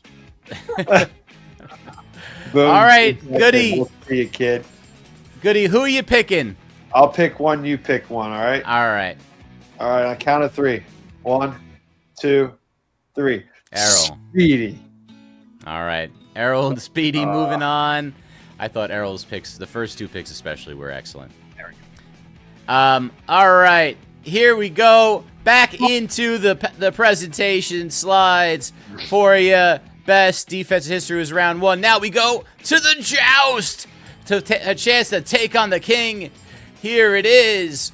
The finalists, Errol and Speedy, will compete in best home field advantage in the NFL. Tell me about the stadium and the team and why they have a home field advantage. Here we go. Start. Who you want to start, Goody? Let's go with the speedster. I feel like I want the pressure on Errol. All right, Speedy. All right, I'll go with the obvious one you guys mentioned earlier, the Seattle Seahawks, the 12th man. They had the highest decibel record for a while until it was broken. It was kind of a flip-flop with them and another team that might be used later in this segment. But for a team that almost lost their team, remember in 1999 with the Kingdom, like you rallied around that football community, and then they retired the number 12 for that reason. They had, I think, only 10 home losses in the span of that whole stretch with Russell Wilson and the Legion of Boom in a span of 10 years. So I'm going to go with that. Errol! I'm going to go with the Kansas City Chiefs at Arrowhead Stadium, 31-10 at home, 11-2 in the playoffs. We all know Patrick Mahomes, Travis Kelce, and the one and only Andy Reid. I mean, sensational. And by the way, Mr. Jones himself, Chris Jones. So, I mean, look at the record. The record sells it for itself. And think about it. Going to the playoffs year in and year out and winning at home the way they have dominantly, 11-2 in the playoffs in the last, 5-6 years. I mean, it's pretty incredible. I'm going to go Kansas City, Arrowhead. Speedy! All right, I'll go with another team that dominated in the playoffs for a while. That was the Patriots, and Michael Boley was on that Giants team that actually broke their home winning streak. It was, I believe, 28 straight games they won at home up until the 2011 Giants and beat them. They were in the AFC Championship game 7 straight years because they were winning a lot of those home playoff games when obviously Brady and Belichick were there. You never wanted to play in the cold there. And even really good team with the Steelers and the Colts really struggling up there in New England. Errol! Buffalo Bills, Highmark Stadium. Everybody knows the Buffalo Bills. Think about this. The Buffalo Bills at home in the regular season over the last, 5-6 years, they're 31-8. One of the best records. They have the best home record besides the Baltimore Ravens. They have the second best record right behind the Baltimore Ravens at home in the AFC. So I'm going to go the Buffalo Bills, Highmark Stadium. We all know the crazy fans that they are over there. I'm going to go Highmark Stadium. Last round, Speedy! Tough to not say home field advantage of the team in Wisconsin, the Green Bay Packers, Lambeau Field. Obviously, the fans, all the traditions that they've done, pre-game, everything in the game. And you never want to play up there November, December, and they always say it's a very difficult thing for them in those frigid temperatures. There's only a select few like the Giants that have beaten them in minus 10 degrees, minus 4 degrees temperatures in that NFC Championship game. Lambeau Field always decked out. So some of the best fans probably in the NFL, as much as I can't stand the Packers, but they always are prideful with their football. The frozen tundra of Lambeau Field. Yeah, so I thought it was the best home field. Don't I have a final? Yeah, Errol's got one. Errol's last one. I thought it was more so like the atmosphere the fans produce. You know what I'm saying? Well, if you want to be critical of one person's explanations, we could do that in a second after Errol's last pick. Errol! I'm going to go the Denver Broncos, Mile High. It's very hard to play over there. I mean, high elevation. The fans are crazy over there. I mean, nobody. And I would have went with the Eagles. Philadelphia's another place the fans are crazy. They're beating up Santa Claus. If you want to go that way, I would go Philadelphia. They're crazy. But the play, one of the hardest places to play in all of football is Denver. It's almost impossible. You ask Tom Brady, go look at Tom Brady's record at Mile High. He has the worst record at Mile High Stadium. And Tom Brady's one of the greatest of all time. Peyton Manning, before he went to the Broncos, go look at Peyton Manning's record at Mile High. These guys are two of the greatest of all time, so I'm going to go Mile High. I think the Broncos are the only AFC team Brady has a losing record. Yes, it is. And Peyton Manning, too. Yep. All right, Goody. Who you going with to take on the king? You know what? I want Tommy Poop to pick this one. Tommy, celebrity shot. Come on, Poop. I'm going to go with... Turn your camera on. Is he on the can? He might be on the can. No, could be on the can. Remind me real quick. I know you had Arrowhead, and you also had... What was your team again? You had the Bills, I think? Buffalo Bills, Arrowhead, and Denver. And then, Speedy, you had Lambeau. I had Seattle, I had New England, I had Green Bay. Honestly, I'm going with Errol on this. Only because Arrowhead is really hard to play in as well, too. Arrowhead is, I think, by far the louder stadium right now. Yeah, they took the record from the Chiefs. That's what I was, or the Seahawks. That's what I was referencing. I was hoping he wouldn't pick them, so I saved them. Right. But yeah, that and the I Bills was Stadium. On top of that, the Bills- honestly, I would have picked Seattle first, by the way. So I Right. would probably. That would have been also too. That was a good pick on Speedy too. I really like both your teams, Speedy. Your teams are really good. All three of your teams are really good. But just the fact, of course, how loud Arrowhead is to play. I also said in the chat too. But Derek Carr said that when he went to New Orleans, he was showing what's his face backup Taysom Hill, how he puts little earpieces into his helmet because the stadium is just so damn loud over there. And of course, the Buffalo Bills, they just play in such a great stadium. Their fans, like 𝐬𝐫𝐫 always mentions, are absolutely nuts. And you know, the fact is that it's very hard to play over there in the cold as well too. But Speedy, I know you were mentioning what the Patriots go, but I don't know. I just think. And you mentioned Lambeau Field. That was one that I thought for sure was really that's a solid pick.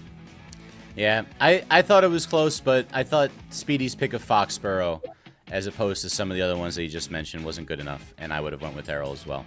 So here we go, Errol versus Goody, a chance for Errol to reclaim his crown. 𝐬𝐫𝐫 come back in. We're going to get into the voting after we see the last round where you take on the king. Time, very appropriately, Errol, to talk about the best team owners in NFL history. Yes, a lot of news has been made about a certain owner on this program in the last week or so. I think his name might come up from a certain Errol Marks in this one, perhaps. Let's start this one off. Goody, you're the king. You get to choose if you want to go first or second. I'll go first because I know Errol's finna go hard on the Stars down in Dallas. So we're gonna start this one off with legendary Pat Bowlen. All right. The guy was all about winning, and he brought a winning culture to the Broncos. He didn't just buy the team or inherit the team. He built a winning machine from the ground up. We're talking legacy. Bowlen's legacy. He drafted smart. He hired smart people. You think like Mike Shanahan in the John Elway era. And not only that, he created the Mile High as a fortress. Guy's incredible. Players loved him, and he let the coaches coach. That is a rare combination as an owner. Errol. Now this guy, there's a lot of guys that I want to go, and I'll save the one that you guys are waiting for me to say to the final guy. But there's two guys that really stand out to me the most. Wellington Mara was one of them. Wellington Mara with the New York Giants. Him and Dan Rooney, those guys really revolutionized the game and ownership. You talk about guys that really solidified themselves. Dan Rooney and Wellington Mara, and I would go 1 and 2 with these guys. They solidified the ownership of We got to go one. You can't go 1 and 2. It's got to be one. I'm going to go Wellington Mara. I'll go Wellington Mara for what he did and how he really redefined ownership in the NFL. If you think about what he gave the New York Giants in his final move for the ownership of the New York Giants, he gave him Tom Coughlin. He gave Bill Parcells. He gave Bill Parcells his first chance of being a head coach in the NFL. You could see all the great coaches that came out from Wellington Mara's tree. Think about it: Bill Parcells, Tom Coughlin, Bill Belichick, and Sean Payton. All those guys, they came from Wellington Mara's tree of coaches. I'm going to go Wellington Mara. The Duke. Goody. All right, cool. That's what's up. I like it. That was a good one. Well, this guy is known for popping in and getting a little rub and tug on the side. We're talking about the master pimp himself. He's blowing loads on the field. He's blowing loads in the rub and tugs. All right. He built a dynasty, and not only he did it quietly. He gave Bill Belichick the reins. He gave him the freedom. He gave him the chance to draft right, and he created one of the most feared franchises in history. He won 6 Super Bowls with Tom Brady, the culture king. No drama in this guy's team, all right? Teams feared going up to Foxborough. A little extra flavor here. Kraft isn't an owner that necessary. Look at my dog right there. There we go. See? He's a pimp. He's like 95 in there, and he's macking it. So he don't even know how to build a team. He knows how to mack it to them, them ladies. but he's not one to shout. He's, you know, from what I understand, he just plots perfection, right? And other players and other owners, they hate it. They hate it because he's always 3 steps ahead. And you know who that is. That's the man, the Kraft cheese, Robert Rub and Tug Kraft. All right, Errol. All right, so I was going to go with Dan Rooney, but I'm going to go somewhere else. I'm going to go with the great Al Davis. Remember those Oakland Raiders, those Raider teams? It's just who he was, the personality that he was. You want to talk about rub and tug? You ask anybody that we've had, Raider guys that have been on, Al Davis solidified the ownership. He really redefined ownership. When you talk about the guy moving from one guy who went to the Cowboys, and I'm about to give you why I'm going to go with him next. Al Davis was the guy. He solidified. I gave you 2 chances. Jerry Jones is mine. Well, I'm sorry. All right, you can go with Jerry Jones. That's fine. Strong personality, obviously transformed the Raiders into one of the greatest dynasties of the 70s. I'm going to go with Al Davis. All right, last round. King Goody. Oh, we know I'm going with America's team right here, right? I'm going with Jerry Jones. And, you know, I want you to chime in a little bit on Jerry Jones, too, because I know your blood pressure's ticking. I can see you sweating a little bit over there. You're getting a little tit sweat on there, and your wife either. What are you wearing right now? You got a backpack on? And what do you got? What going on here? What are you trying to do? It's like Goody, what are you playing with yourself? You're wearing a T-shirt and you know, you're probably in your underwear right now. Yeah, look at that. TLC. That's right. At least I know how to use the scrub, man. No scrub. Anyway, he's loud. He's brash. But you know what? Jerry Jones, he made the Cowboys the NFL brand king. Like, he made the Cowboys franchise the franchise. He's won multiple Super Bowls. I mean, he's got a Billy with a B. He's a $1 billion franchise. He's a marketing genius. He turned America's team into the most famous sports brand on earth, aside from the New York Yankees. You can love him, you can hate him, but he put his stamp on this league, and he knows how to win in the business, and he knows how to win in football.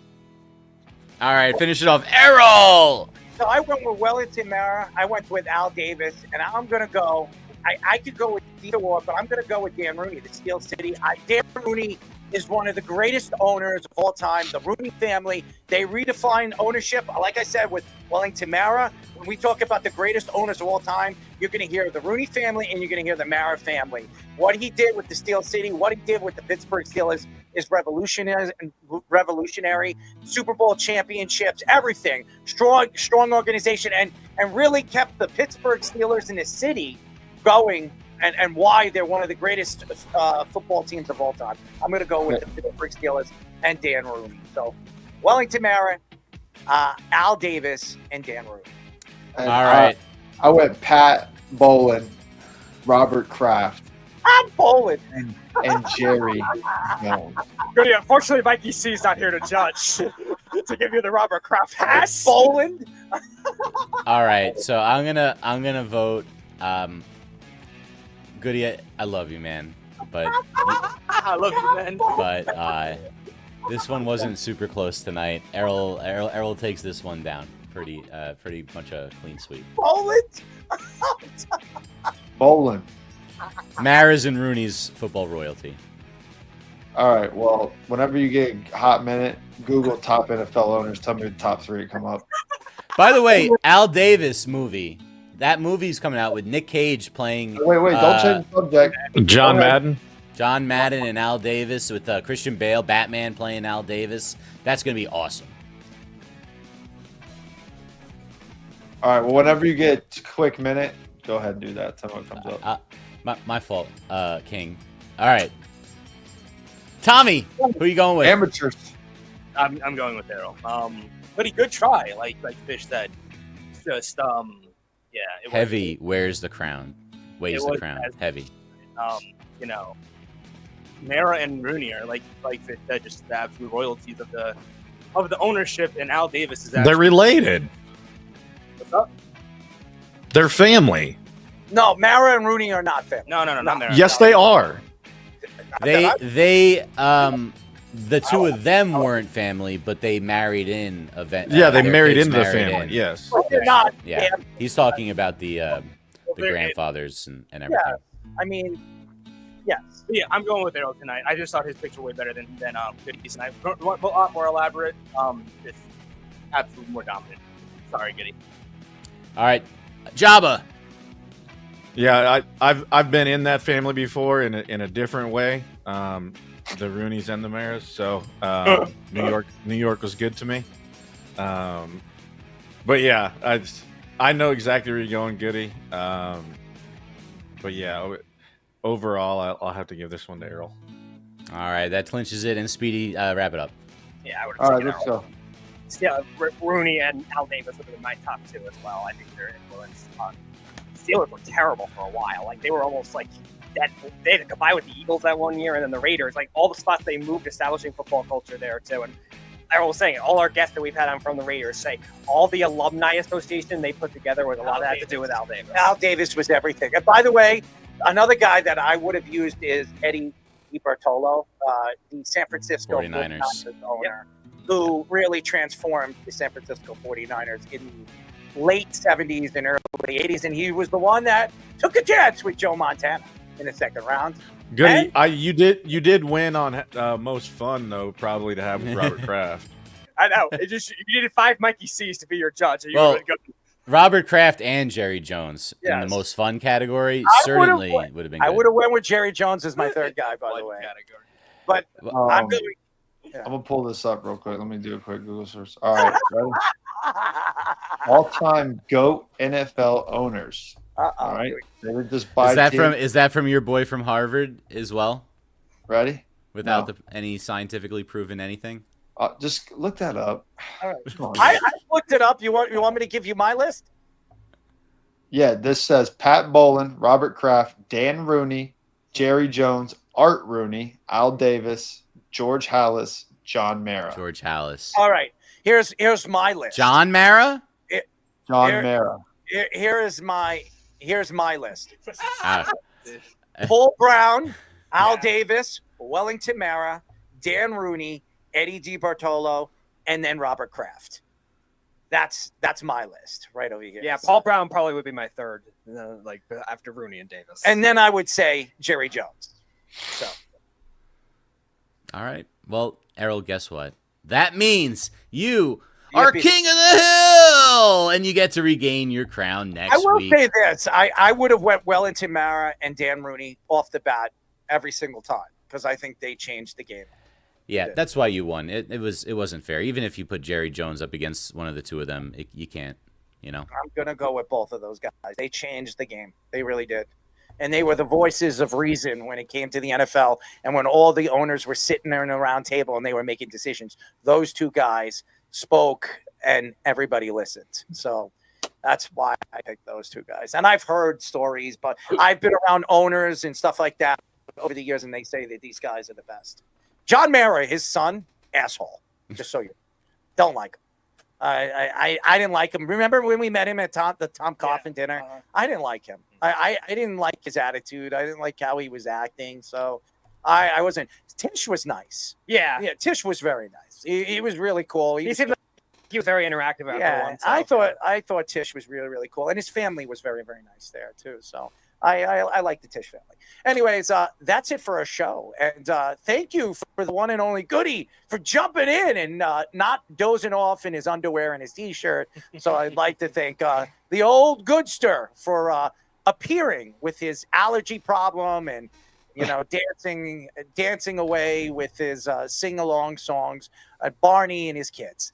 By the way, thank you to Chris Lombardi, All 22, for joining us. Thank you also to Michael Bowley. I want to apologize to the fans. I know Arizona, he said there was a storm coming, so there was a little in and out situation with the video and the video feed and the audio feed. So I want to apologize to the fans, but it was a great interview. Steve Smith's take was really cool as well. I like that take as well. Thank you to all the fans on the audio ends of Spotify and Apple and the video ends of Spotify and Apple. Thank you to TikTok, Instagram, Facebook, Worldwide Sports Radio Network, our X, everybody that's tuning in and checking us out on social medias, all the social media networks that we're on. And again, We're growing. We'd like to thank everybody, and I apologize for some of the negative attacks I attacked on TikTok. I like all the emails that I'm getting, so thank you to all the fans that are reaching out, and also the fans that are reaching out to me to get the job. By the way, John was like, "Why are they reaching out to you?" They want their own pair of dude wipes. Yeah, did you see Dude Wipes became the exclusive sponsor of the Tush Push? That's right. As long as she's using dude wipes and taking care of my 2-hole, I'm good. I think we need to reach Pretty out. on brand. I think we need to reach out to them. I think we are the kings of, populating the dude wipes, by the way. But I'm a little tired. It's been a long day for me, a long week for me, but I'm just happy. It was really good. All the shows were great this week.